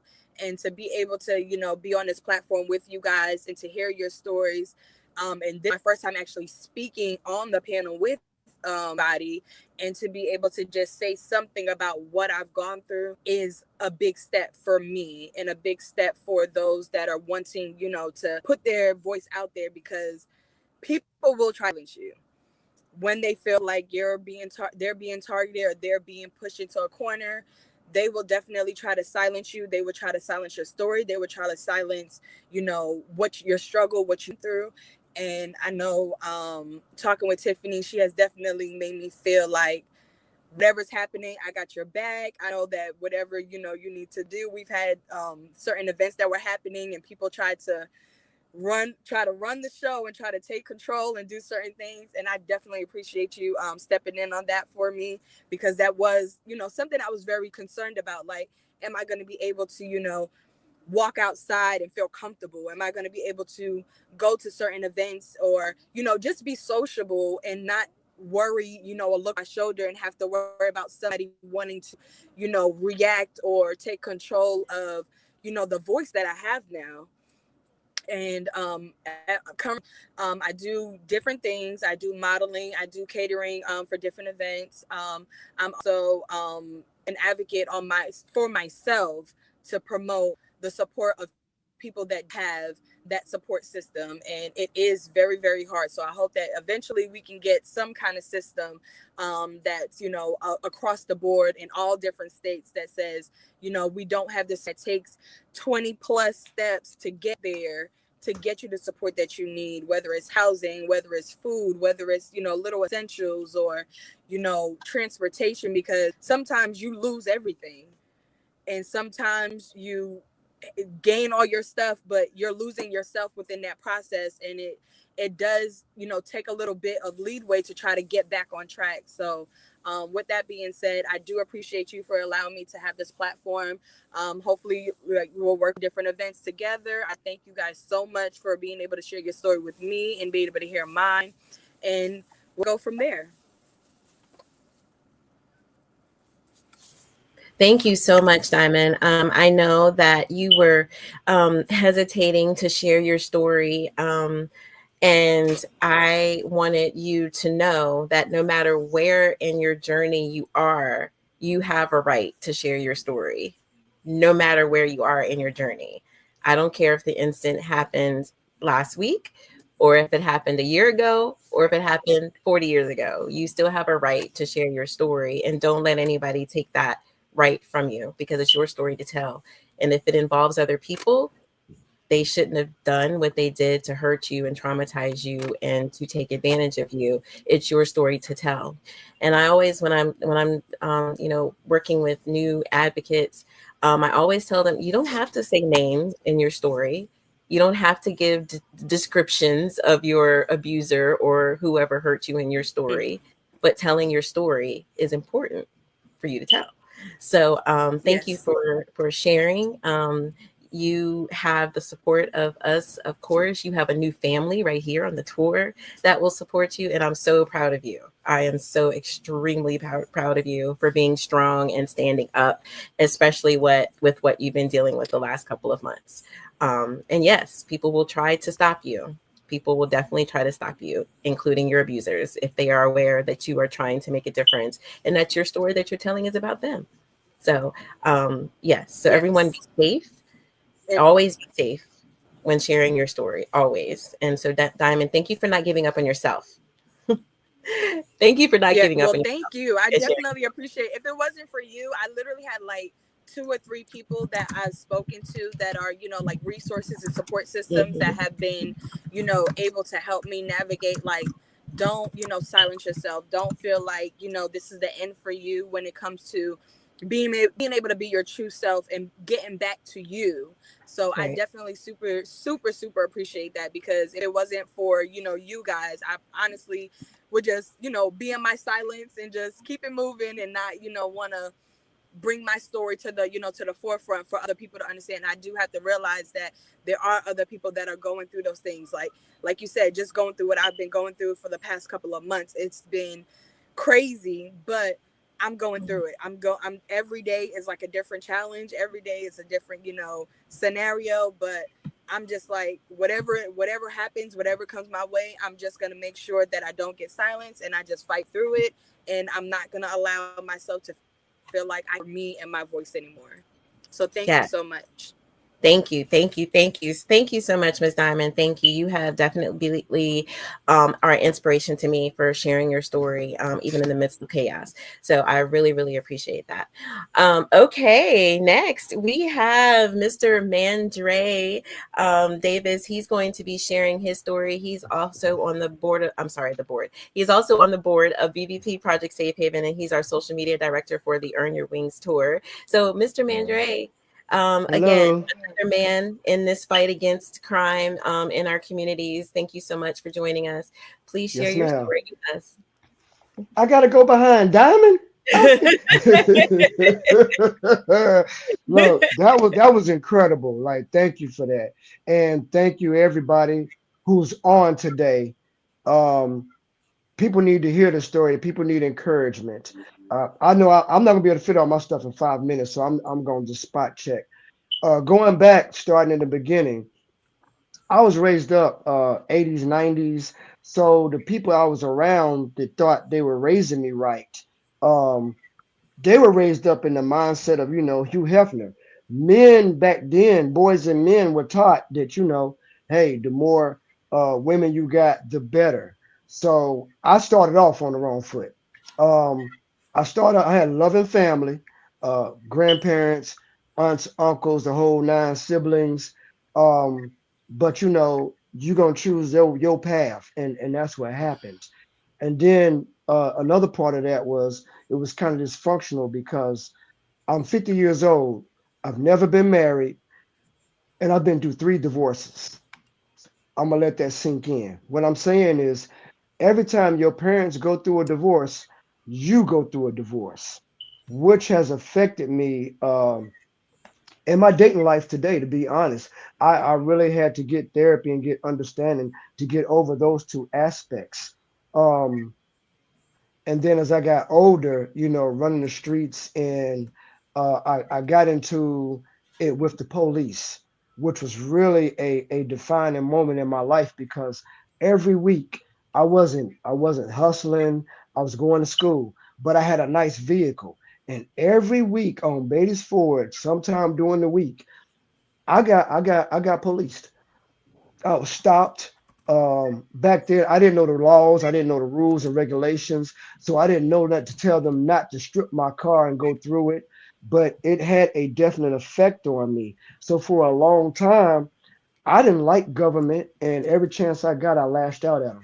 Hence, leading me into running with the wrong people, and all the stuff I did in the past, I didn't get caught for. You know how that happens. What I did end up going to prison for was a wrongful conviction. It took a toll on me, and I had to learn and figure myself out in prison. I had to stand on my own 2 feet and figure things out because I was surrounded by everybody who was the only thing worse than being locked up and being wrong is being locked up as a citizen and not being wrong. So I flipped out. So I had a lot to figure out when I got out. While I was in there, I learned about God. And that's what led me to overcoming a lot of my stuff.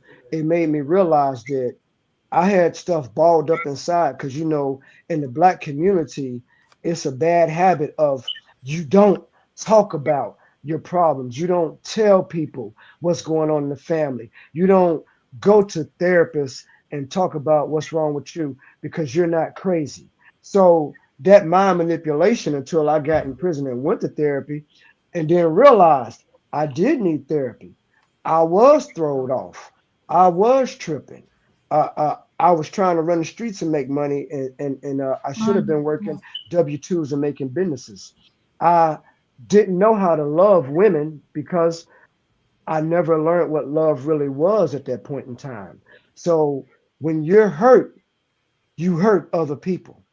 So that's what continued in my life until I got into God and I got into therapy, and all of that stuff started being brought out of me. Molestation by babysitters. Not gonna say any names, but um, being brought up and following the wrong people, because in the hood you see the dope boys, you see the prostitutes, and all you see is all the money they making. So you don't find out later on, like I did, about the issues, the emotional drama, the depression, the anxiety. I didn't even know I was walking around depressed because I refused to believe it because I was brought up that I'm not depressed. So when I finally got therapy, that's when I realized I'm really messed up and I need help. And then coming out of the system, it was a whole nother thing because I did a decade. So when I came out, hit Jump Street, I got a $45 check.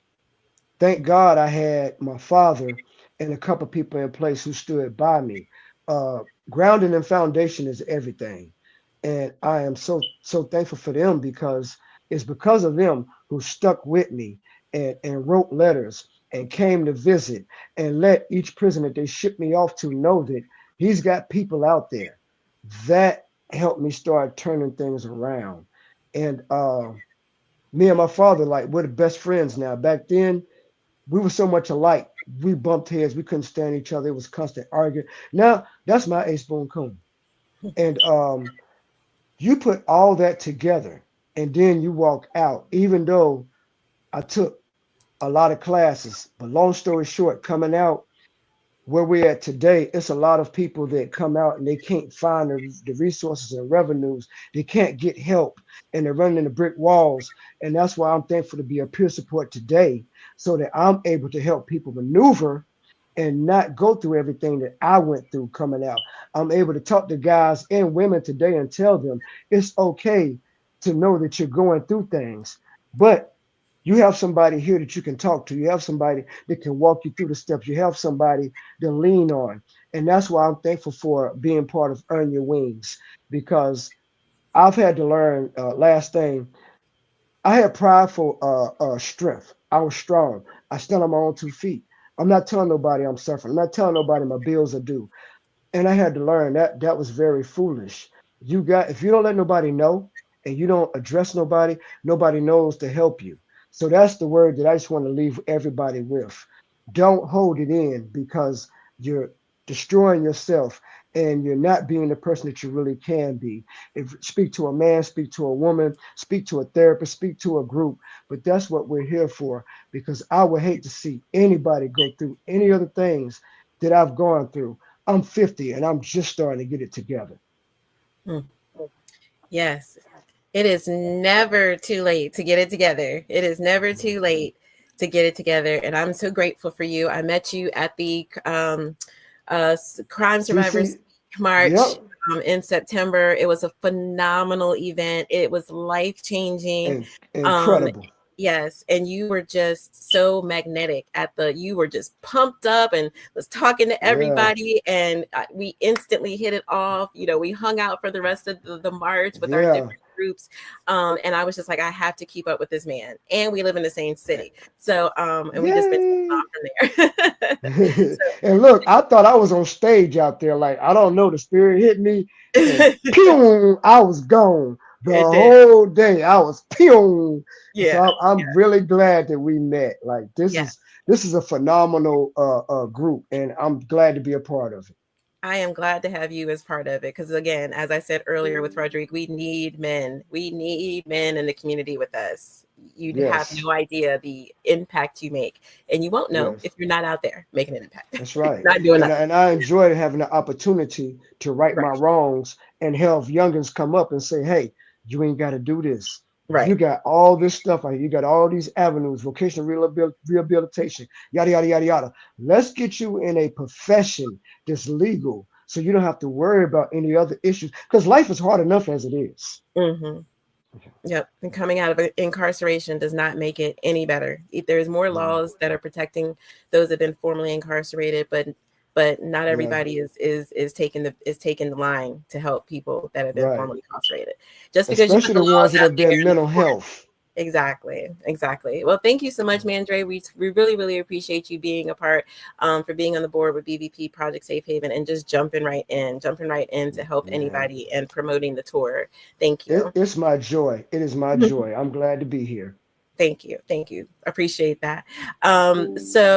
Next we have Queen Affy. So Miss Queen, I have been following you for years. Very, very aware of your story. And for those who have not heard her story, please, please don't go nowhere. Don't go nowhere. Okay. You have to hear this story. You have to, because it comes from a totally different perspective. So Queen, please tell us your story. Yes, peace and love. Thank you so much. Earn your wings. All right now. I love it. Thank you so much. To Dr. Renee Michelle.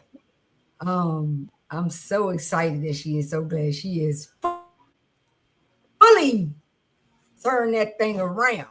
Like so many of y'all are doing out here. And yes, we do need these powerful and resilient stories out here from the sisters to the brothers. We got to get our dinner tables in check. We are experiencing, and what I like to say is domestic violence wears many tags. We are at that dinner table sucking up verbal abuse, emotional abuse, financial abuse, sexual abuse, physical abuse. We are there sponging this up at our dinner tables and having scandals and secrets going on at our dinner tables and manipulating our young people at our dinner tables and not talking to them about a very fine subject like domestic violence, included with mental health. So I'm saying to the community that we have to talk about all 5 of those tags of domestic violence, that it does not just start with physical abuse, and that our young men and our young girls should be heard right at our dinner tables, which is supposed to be our safe space, mind you. Okay, but for years it's seeming more and more stories are coming out about that being a corrupt space. We have to turn that around by educating our young people on those many tags of domestic violence. Go one by one at your dinner table with your young people discussing the many tags of domestic violence. That's my story. I'm sticking to it. So I go around the community in the school system. I go around at the faith-based communities, in shelters, in prison, on the street corner, at the liquor store, in your backyard. It don't matter. It don't matter. We need to be having the conversation. So, and with my journey, as I'm having the conversation for 7 years, my daughter was murdered. She was shot in the head by her baby father.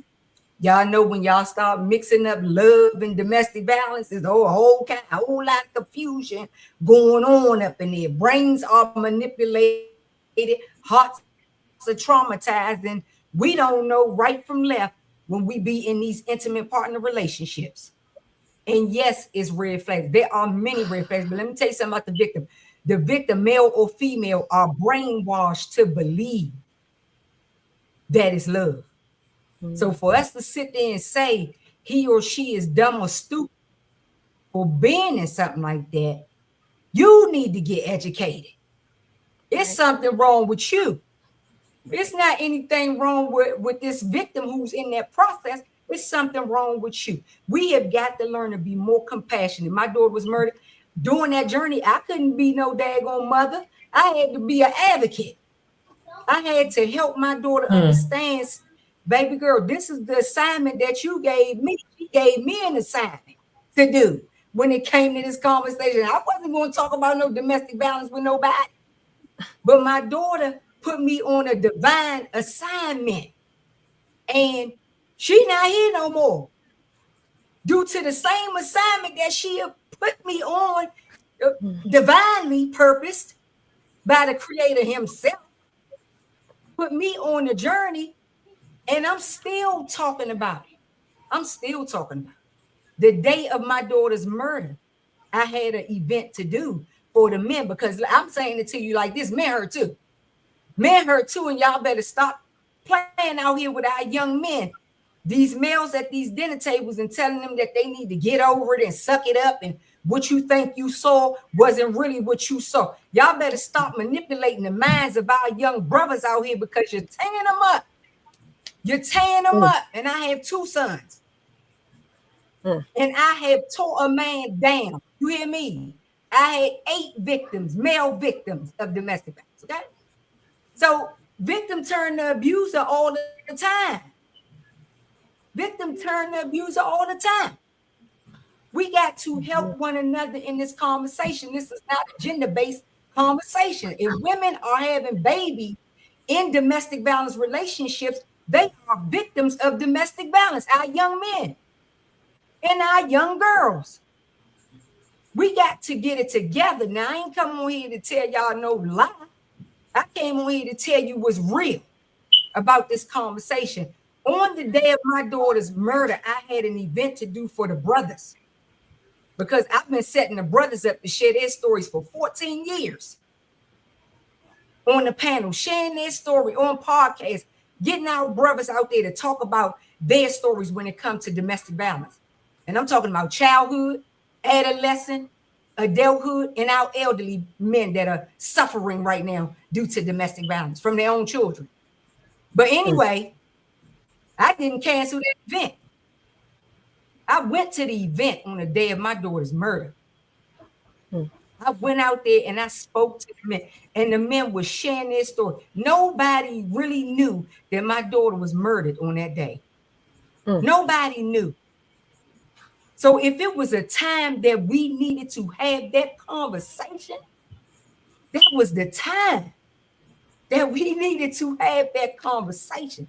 So I'm telling you, thank you, Tiffany. I love you, baby girl. Keep on doing what you're doing in NC in North Carolina. Earn your wings. Y'all ought to give it up for her, because I'm going to tell you something. She's in North Carolina. Okay? In North Carolina, they kind of late on this conversation. All right? They ain't got the resources that they need down there in North Carolina, boo-boo. Let me tell you. All right? So for my sister to be out here with her group and the speakers talk, or the books and the speakers talk, North Carolina, y'all need to get on board. And letting crime victims of crime know we are here for you, and we got resources here for you right in North Carolina. Okay. So Tiffany, thank you so much. Thank you, my brothers and sisters, each and every one of y'all that have shared. I love you. I love you. Keep on doing what you're doing. You got a voice. Use it. Speak up. Don't sugarcoat it. Tell it how it is. Hurt the people. Punch them in their face. All that. We got to do all that, because they sleeping right now on this conversation. So thank you for letting me share. Peace and love, everybody. My aunt is not expected to live, so I have to run. I'm sorry, I do have to run, but I wanted to get that out for you, Tiffany. Yes, thank you. And prayers for your aunt. Prayers for your aunt and your family. Y'all need to understand that the resources, as long as Earn Your Wings is there, resources there. As long as Earn Your Wings is there, you got resources in North Carolina now. We can break that cycle down there. Thank you so much for letting me share. Thank you. Thank you so much, Queen. Thank you. Yes, Miss Queen has to go so that she can go and spend some time with her family and her aunt. We prayers to you for your family right now. Thank you so much. Thank you for your time. We appreciate you. And we're in North Carolina, but guess what? The tour is also going to Georgia, South Carolina, Louisiana, Texas, DC, Maryland, Virginia, and New York. Do y'all hear that? North Carolina, South Carolina, Georgia, Texas, Florida, Maryland, DC, and New York. I mean, come on now. We already saying we going to Tennessee next year. So Tiffany, yeah, yep. Tennessee. Tiffany, I wanted to say, can I say something really quick? Yes, ma'am. Yes, ma'am. Can I say something really quick? I just want to say something about Queen really quick. Yes, She is ma'am. also one of my mentors.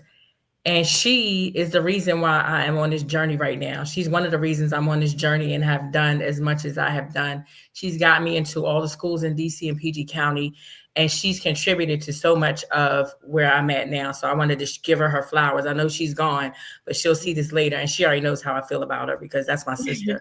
But she's definitely, I was there when her daughter was murdered. I was there when she spoke and did her daughter's eulogy and everything. She is everything. She is a true queen. So I just wanted to say that. Thank you so much. We appreciate that. And that is correct. She is a true queen. She definitely is. She definitely is. She just showed us that. Okay. Thank you so much. So next up on the agenda, we are not done, y'all. I know we going over just a tad bit, but it's worth it. I promise you, just a little tad bit. All right. So next to share their story is Mr. Damon DeLeon. Thank you so much for coming on. Another man on the tour, y'all.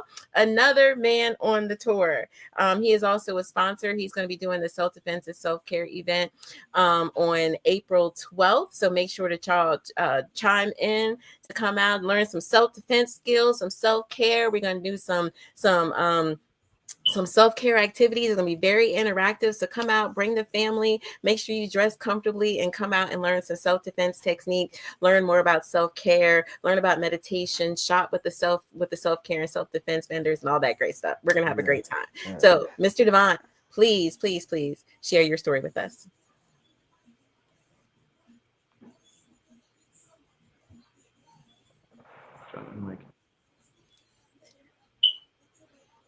If you're talking, we can't hear you, Damon. We can't hear you. Okay. There you go.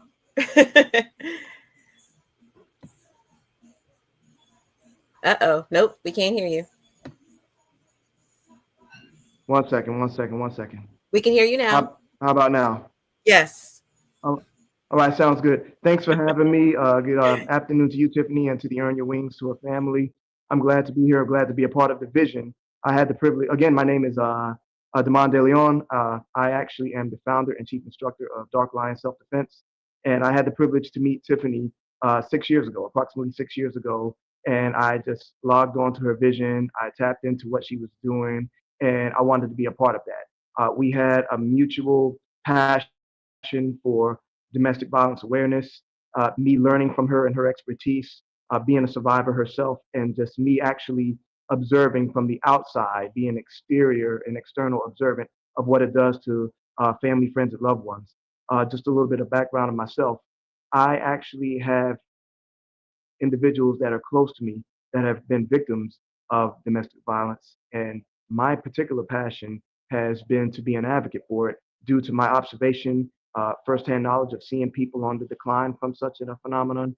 And just my training, ever since a small child, I've always had an interest in knowing the social sciences of how relationships work, seeing how my parents interacted, seeing how loved ones interacted, and just being involved in athletics myself. And I actually started training in Kempo Karate over 20 years ago when I was finishing college.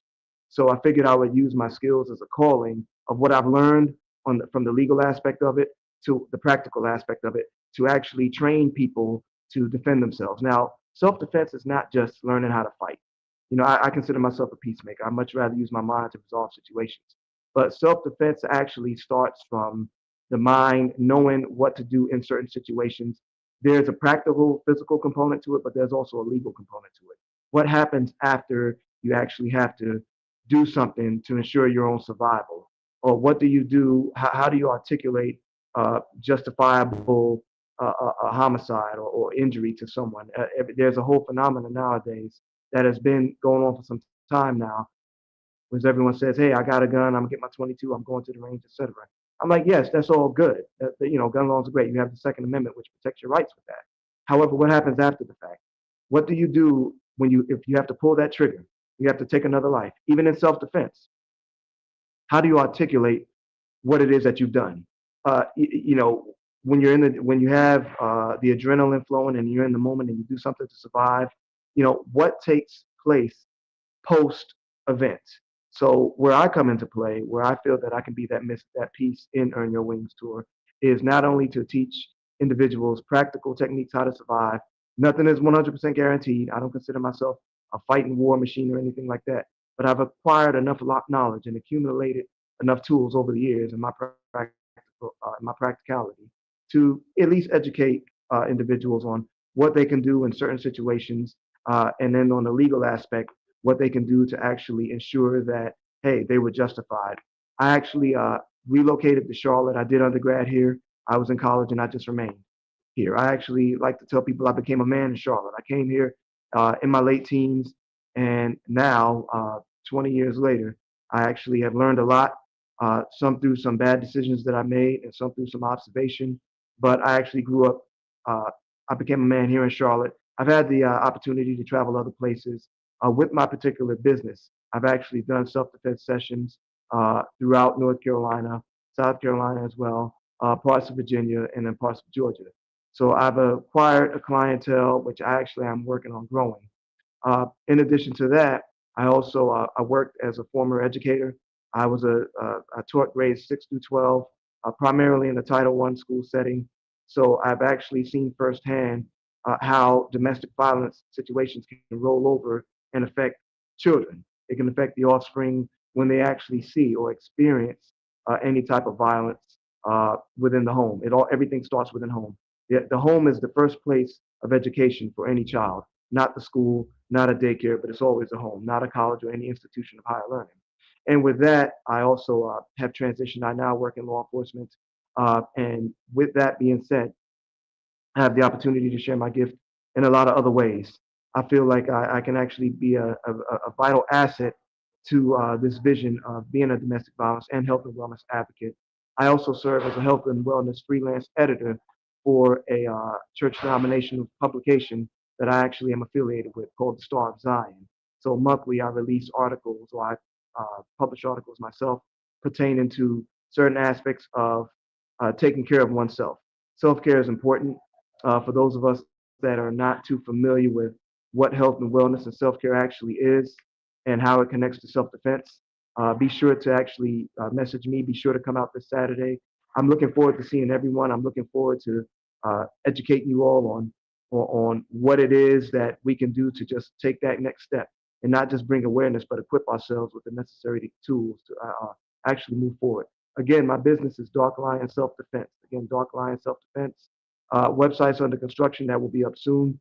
3D Periscopes Films at Gmail is the email address, and there's also contact number that you all can feel free to reach me at. Many people that actually find themselves in situations really have to understand what they can or cannot do. So again, any questions, comments, concerns, feel free to reach out. I look forward to seeing everyone this Saturday. I'm just glad they moved the time because they had us at the same time. I was like, man, I'm gonna miss it. That's not right. Y'all gonna do me like that. So I'm so glad that the time got moved so I can check that out. Yes, I'm glad that he reached out to let me know that the time was wrong on the flyer because I did not know till he reached out to me. So thank you so much because we do not want to interrupt one event for another. So thank you so much for giving me the heads up about that, and so that we can get the right time out there so that we can have more people attending. So thank you so much, Simon. Thank you so much again, another gentleman out here being a community leader and advocate and working for our community. Next, we have Miss Monica. Miss Monica is bringing a whole different perspective in as well when it comes to advocating in the community. So, Miss Monica, please share your story. Hey, hey, you guys. So, on this journey, which thank you for having me. Um, Two young ladies really, really, really changed a lot of things for me. I've been through things in my life, but it's two other ladies' stories, especially one that was right down the street for me, and it took a year and a half for me to even hear about it. Um, that really caused me to want to do this and know that there's not a lot of resources, or people are ashamed. People stay in these relationships for some of the craziest reasons. Um, I have a young lady, her name is Renika, which I'm getting ready to try to, do my own nonprofit for things. Queen and a couple other people stated that it starts with bullying and it starts at a young age. They have domestic violence young, teenagers, you see it all the time. Um, Renika was a good girl. She had her own business. She was in a pillar in the community. She did all the right things.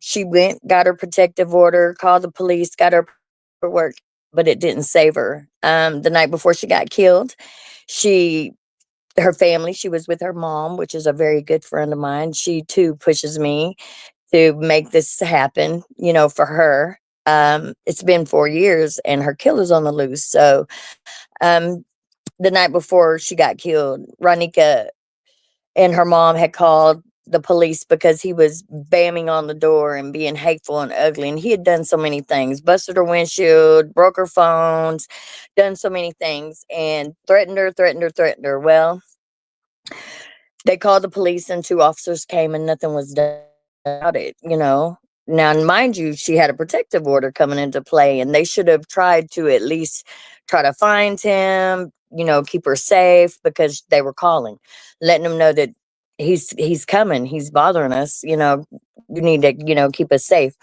Well, that very next day, he decided that was going to be the day, and he pushed his way in past the mom because she was trying to let their son in because even though Ronika and him had a protective order, she was still so good that she was trying to let him co-parent just a little bit. So pick him up from school, drop him off, at the door.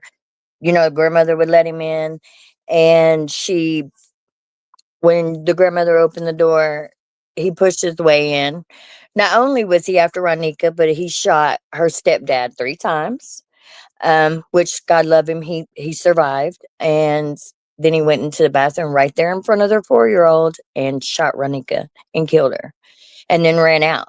Now this man has been on the run for almost going on 5 years, and her mother, God love her, we were so close, and she just, sometimes you just give up thinking people don't, out of sight, out of mind. There's so much going on in the world that. So one of my goals is to try to, when things like this happen, we have to get it out there. We have to find these people, hold them accountable, hold the judicial system accountable. If they would have done something the night before and done what they were supposed to do, she'd probably be alive today. Same two police that came over there the night before ended up having to come back the next day. The very same two. So you can only imagine how that looked, how that felt. Then having, Ranika's story is something that's very, very important to me, that we try to get this man found because he is probably right now with somebody else's daughter, mother, you name it. He's done got comfortable. I promise. And who's going to be his next victim? We can't allow that to happen as a whole, as a community, as people who have been in trouble. We can't allow this to keep going on. People that are wanted, you can't protect them. If they'll do it to somebody else, they're going to do it to you. As far as Shaylee, the other young lady that really had an impact on me is, I live in a town. We barely have 2,500 people here. Now, mind you, it's almost like Mayberry. Um, they their crime rate is like 0.1%. So when Shaylee was killed, she was killed in her home by her first love, the first boy she ever kissed, the first boyfriend she ever had. Um, Shaylee was different. She studied. She was a good girl. And he came in and he was a previous offender. Now, he would get in trouble for domestic violence. He was from another state. He would get in trouble. He got stalking. He got kidnapping. He got domestic violence. And because he would run, they wouldn't, they didn't never go to court and convict him. They didn't want to hold that against him later and call him a previous offender. See, we have to change that. And we have to change it across the United States because maybe if Shaylee been able to know that, or he came here and got on probation for doing God knows what, then maybe she would have had a chance to know the things he was capable of. But yet the system failed her as well because it was said she looked abused at one of his probation officer meetings.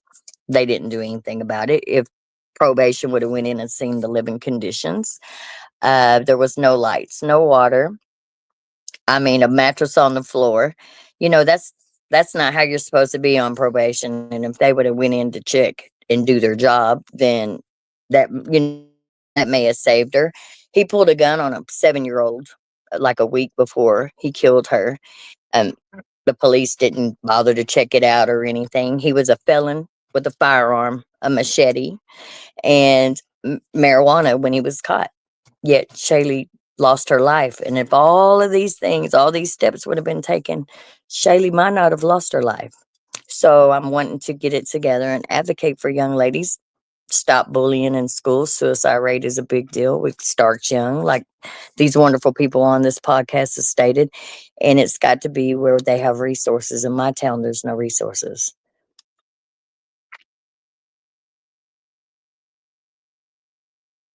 I can't hear anybody. So, Monica, I was searching up the different stories because I know that you've shared some links with me about both Shaylee and Ronika. So I've been sharing those in the comments so that people can see the coverage. With Ronika, he's been running for years. He actually had a business with his family that he hasn't been removed from the business. So Yes. we are pretty positive that his family knows You're where right. he is. So if you know who he is, please look at It the has link. to. Please look at the links that I'm sharing. You'll Yes, see his and picture. Please share it because his family knows where he is. And they're just not telling anyone. right, and But it's yeah, so he's still- serious because 7 pounds when they carried her out. That tells you the extent of the abuse that was going on. Right. Yeah. So thank you, Monica, because I can't hear you guys. can you hear us now? So thank you, Monica, for sharing. I can hear you. Thank you. Okay, yes, thank you for sharing. Thank you being an advocate for Ronika and Shaylee. They were beautiful women who did what they were supposed to do. They did what they were supposed to do. They went to the police. They told their friends. They went among people that they trusted and reached out for help. And the police failed Ronika miserably. And I hope that the family of Ronika have tried to sue the police force or whoever that was, the 2 officers that were responsible, because they really truly are partly responsible for her death. They did nothing. They did nothing at all. And so thank you, Monica.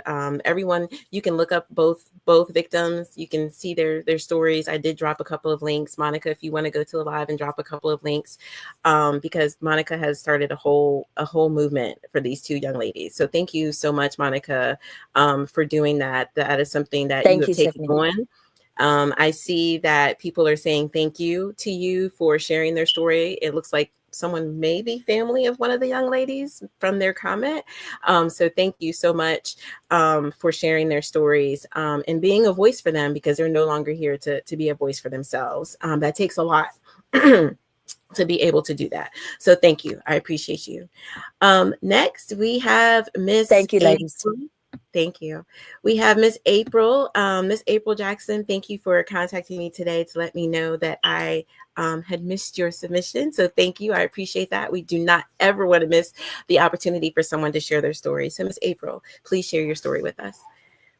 Hey guys, how y'all doing?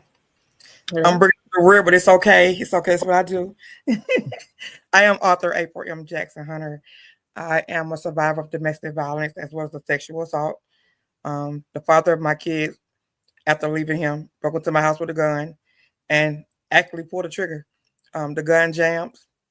I don't know why I'm still here and so many people aren't, but I feel like the Creator saved me to be a voice, and I'm going to continue to use it. I was also sexually assaulted when I was 16 years old. My stepbrother helped one of his friends carry me away from a party, and I was raped. So from there, I have a laundry list of things that happened in my mind. I suffer today from post-traumatic stress, anxiety disorder. I have panic attacks, as well as I have insomnia. I'm on at least 4 different medications a day to help me to be able to face the world and continue to move. And from there, I became an emotional eater. And I ended up being 400 pounds. So today, I have lost 120 pounds. And what I do, in a nutshell, I help women over 40 who are overwhelmed, overworked, and overweight love themselves back to life. I just released my new book. It's called Hey Fat Girl, which is me, the fat girl. It's PHAT. It's a fat girl's guide to loving yourself back to life. I'll drop the link in the comment section, you guys. If you guys want to just come on board, I'm giving a free ebook away for my birthday. So if you guys want to jump on and grab it, I'll put the link in the chat. But I didn't know how much my trauma, how much my generational curses tied into my emotional eating. So I ate to be happy. I ate when I was sad. I ate when I was scared. I ate when I wasn't scared. And I ended up being 400 pounds. I had sleep apnea. I was on the verge of being a pre-diabetic. And I woke up one morning, it was like, I'm a mother of 3 grown kids. I have 6 grandsons. I need to be here tomorrow. So it's time to stop fighting myself. And so what I do in a nutshell, I help people transition from living to eat to eating to live. So if you guys want to come on board, share some pounds, who's ready to be fat, fine, and confident, I'm here to help you out. Because we got work to do. We're going to get work done. So that's what I do in a nutshell. And oh yeah, and my trauma did not define who I am. I'm an award-winning author. I'm a best-selling author. I'm also a speaker. I have a nonprofit which is called Mercedes Closet Inc. So I'm out here making boss moves. Trauma didn't define who I am. It's not going to stop me. So it shouldn't stop you either.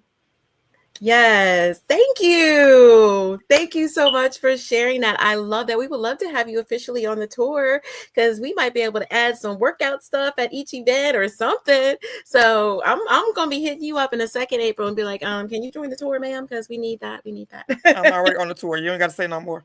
Okay. All right. Okay. Yes. Because we know that when people go through trauma and crisis, it affects you physically. And I'm going to tell you, sometimes I still feel like that fat girl, and I mean FAT. Okay, so I'm PHAT. That fat go out the window. We ain't FAT no more. We ain't claiming that. We PHAT. Exactly. But sometimes I still have that mentality, like, girl. But so from 2021, I had the sleeve surgery, but it wasn't because I was unhealthy. It was because the weight was causing a lot of damage and trauma to my back.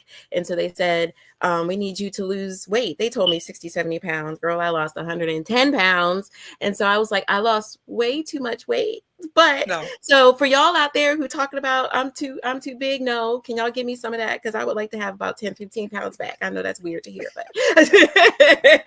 but I was the same way. I was an emotional eater. And so I've heard that from a lot of victims that they said, I gained so much weight because I was depressed and, wasn't getting what I need. The resources weren't there. And I just ate to comfort myself and having a hard time getting off. So we definitely need you on the tour. We definitely need you as a partner so we can help our victims and our survivors with getting that weight off and getting to a place where they feel healthy and fulfilled and can do what it is they want to do in the community. So I'm so happy that you reached out to me today to let me know to get myself together because you was ready to talk. So I appreciate that. Those are all of our speakers today. Did y'all enjoy that? Did everybody enjoy that? I hope y'all did because I definitely did. I'm so grateful for everybody sharing their stories. We are on this tour and we are taking this very, very seriously. Very seriously. So Miss Renee, I would love for you to share, what are some ways that people that are listening and are going to be listening to this in the future, how can they get involved in their community?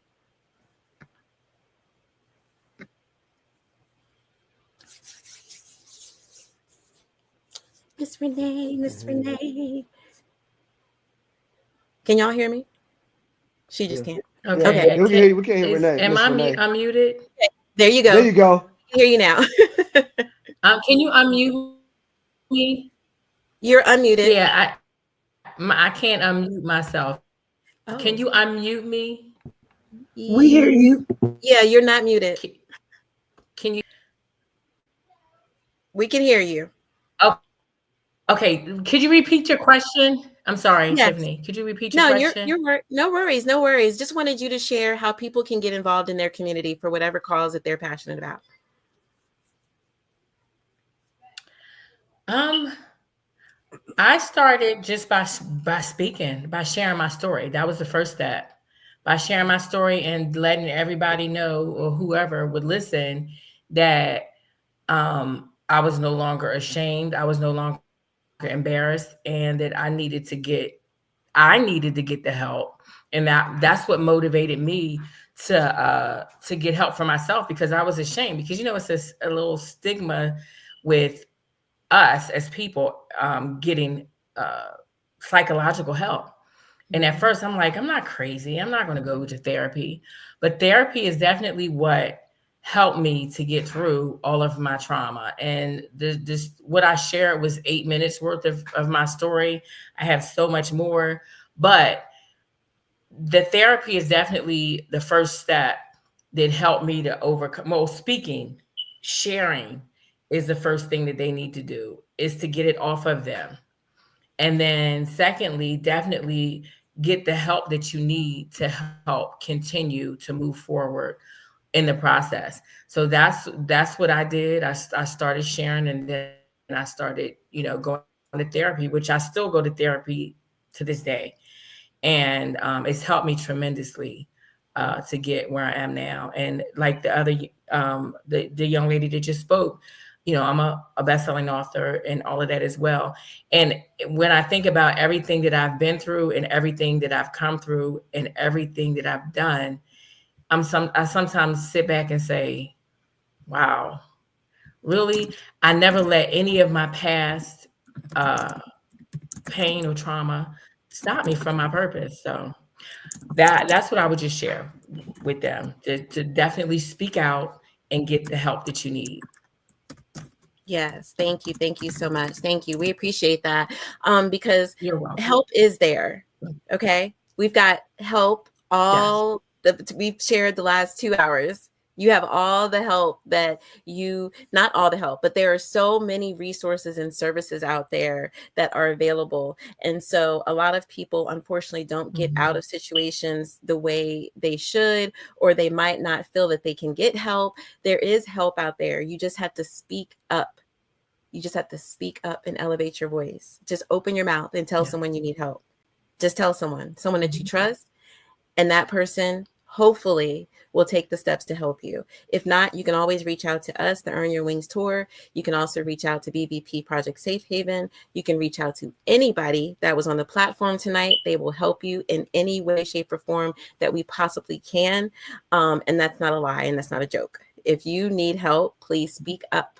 Please speak up and share what you're going through so that we can help you. You can reach out to BVP Project Safe Haven, Earn Your Wings Tour. Anybody you've seen tonight will be willing to help you. And I think I can speak for everybody. They will try to help you as best they could. So we just wanted to let everybody know about our supports for mental health, because that's a priority on the tour for all of our survivor advocates. So Rodrigue is going to close us out. He's going to tell you about our mental health supports on the tour. And if you are ready to join the tour yourself, you want to share your story with the world, please reach out to us. We would love for you to be on the tour with us. We want you to share your story. We want you to speak up and inspire others, but we also need you to be able to make the change needed in our communities. So Rodrigue, please tell everybody about the mental health support and close us out for the evening.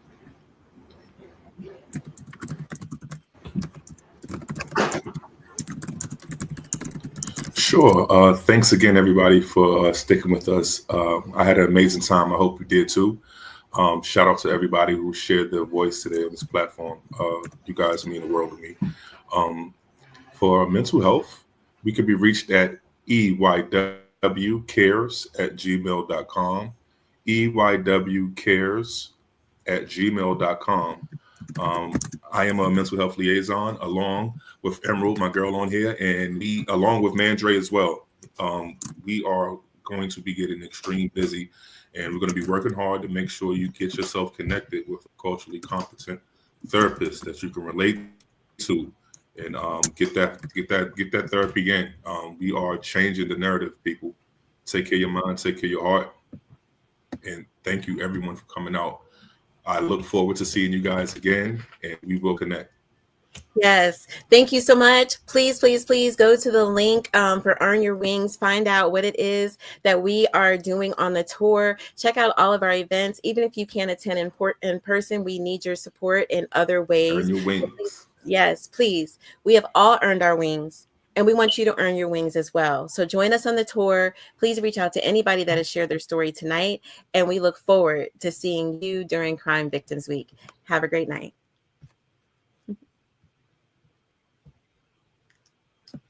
Take care. Take care.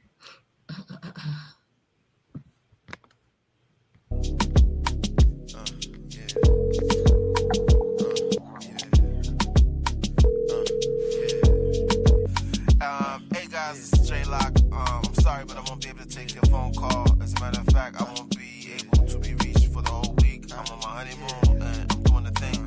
Even if you fall away, I'm just a call away. Nice in Miami, body sweet like candy. I just wanna take my time.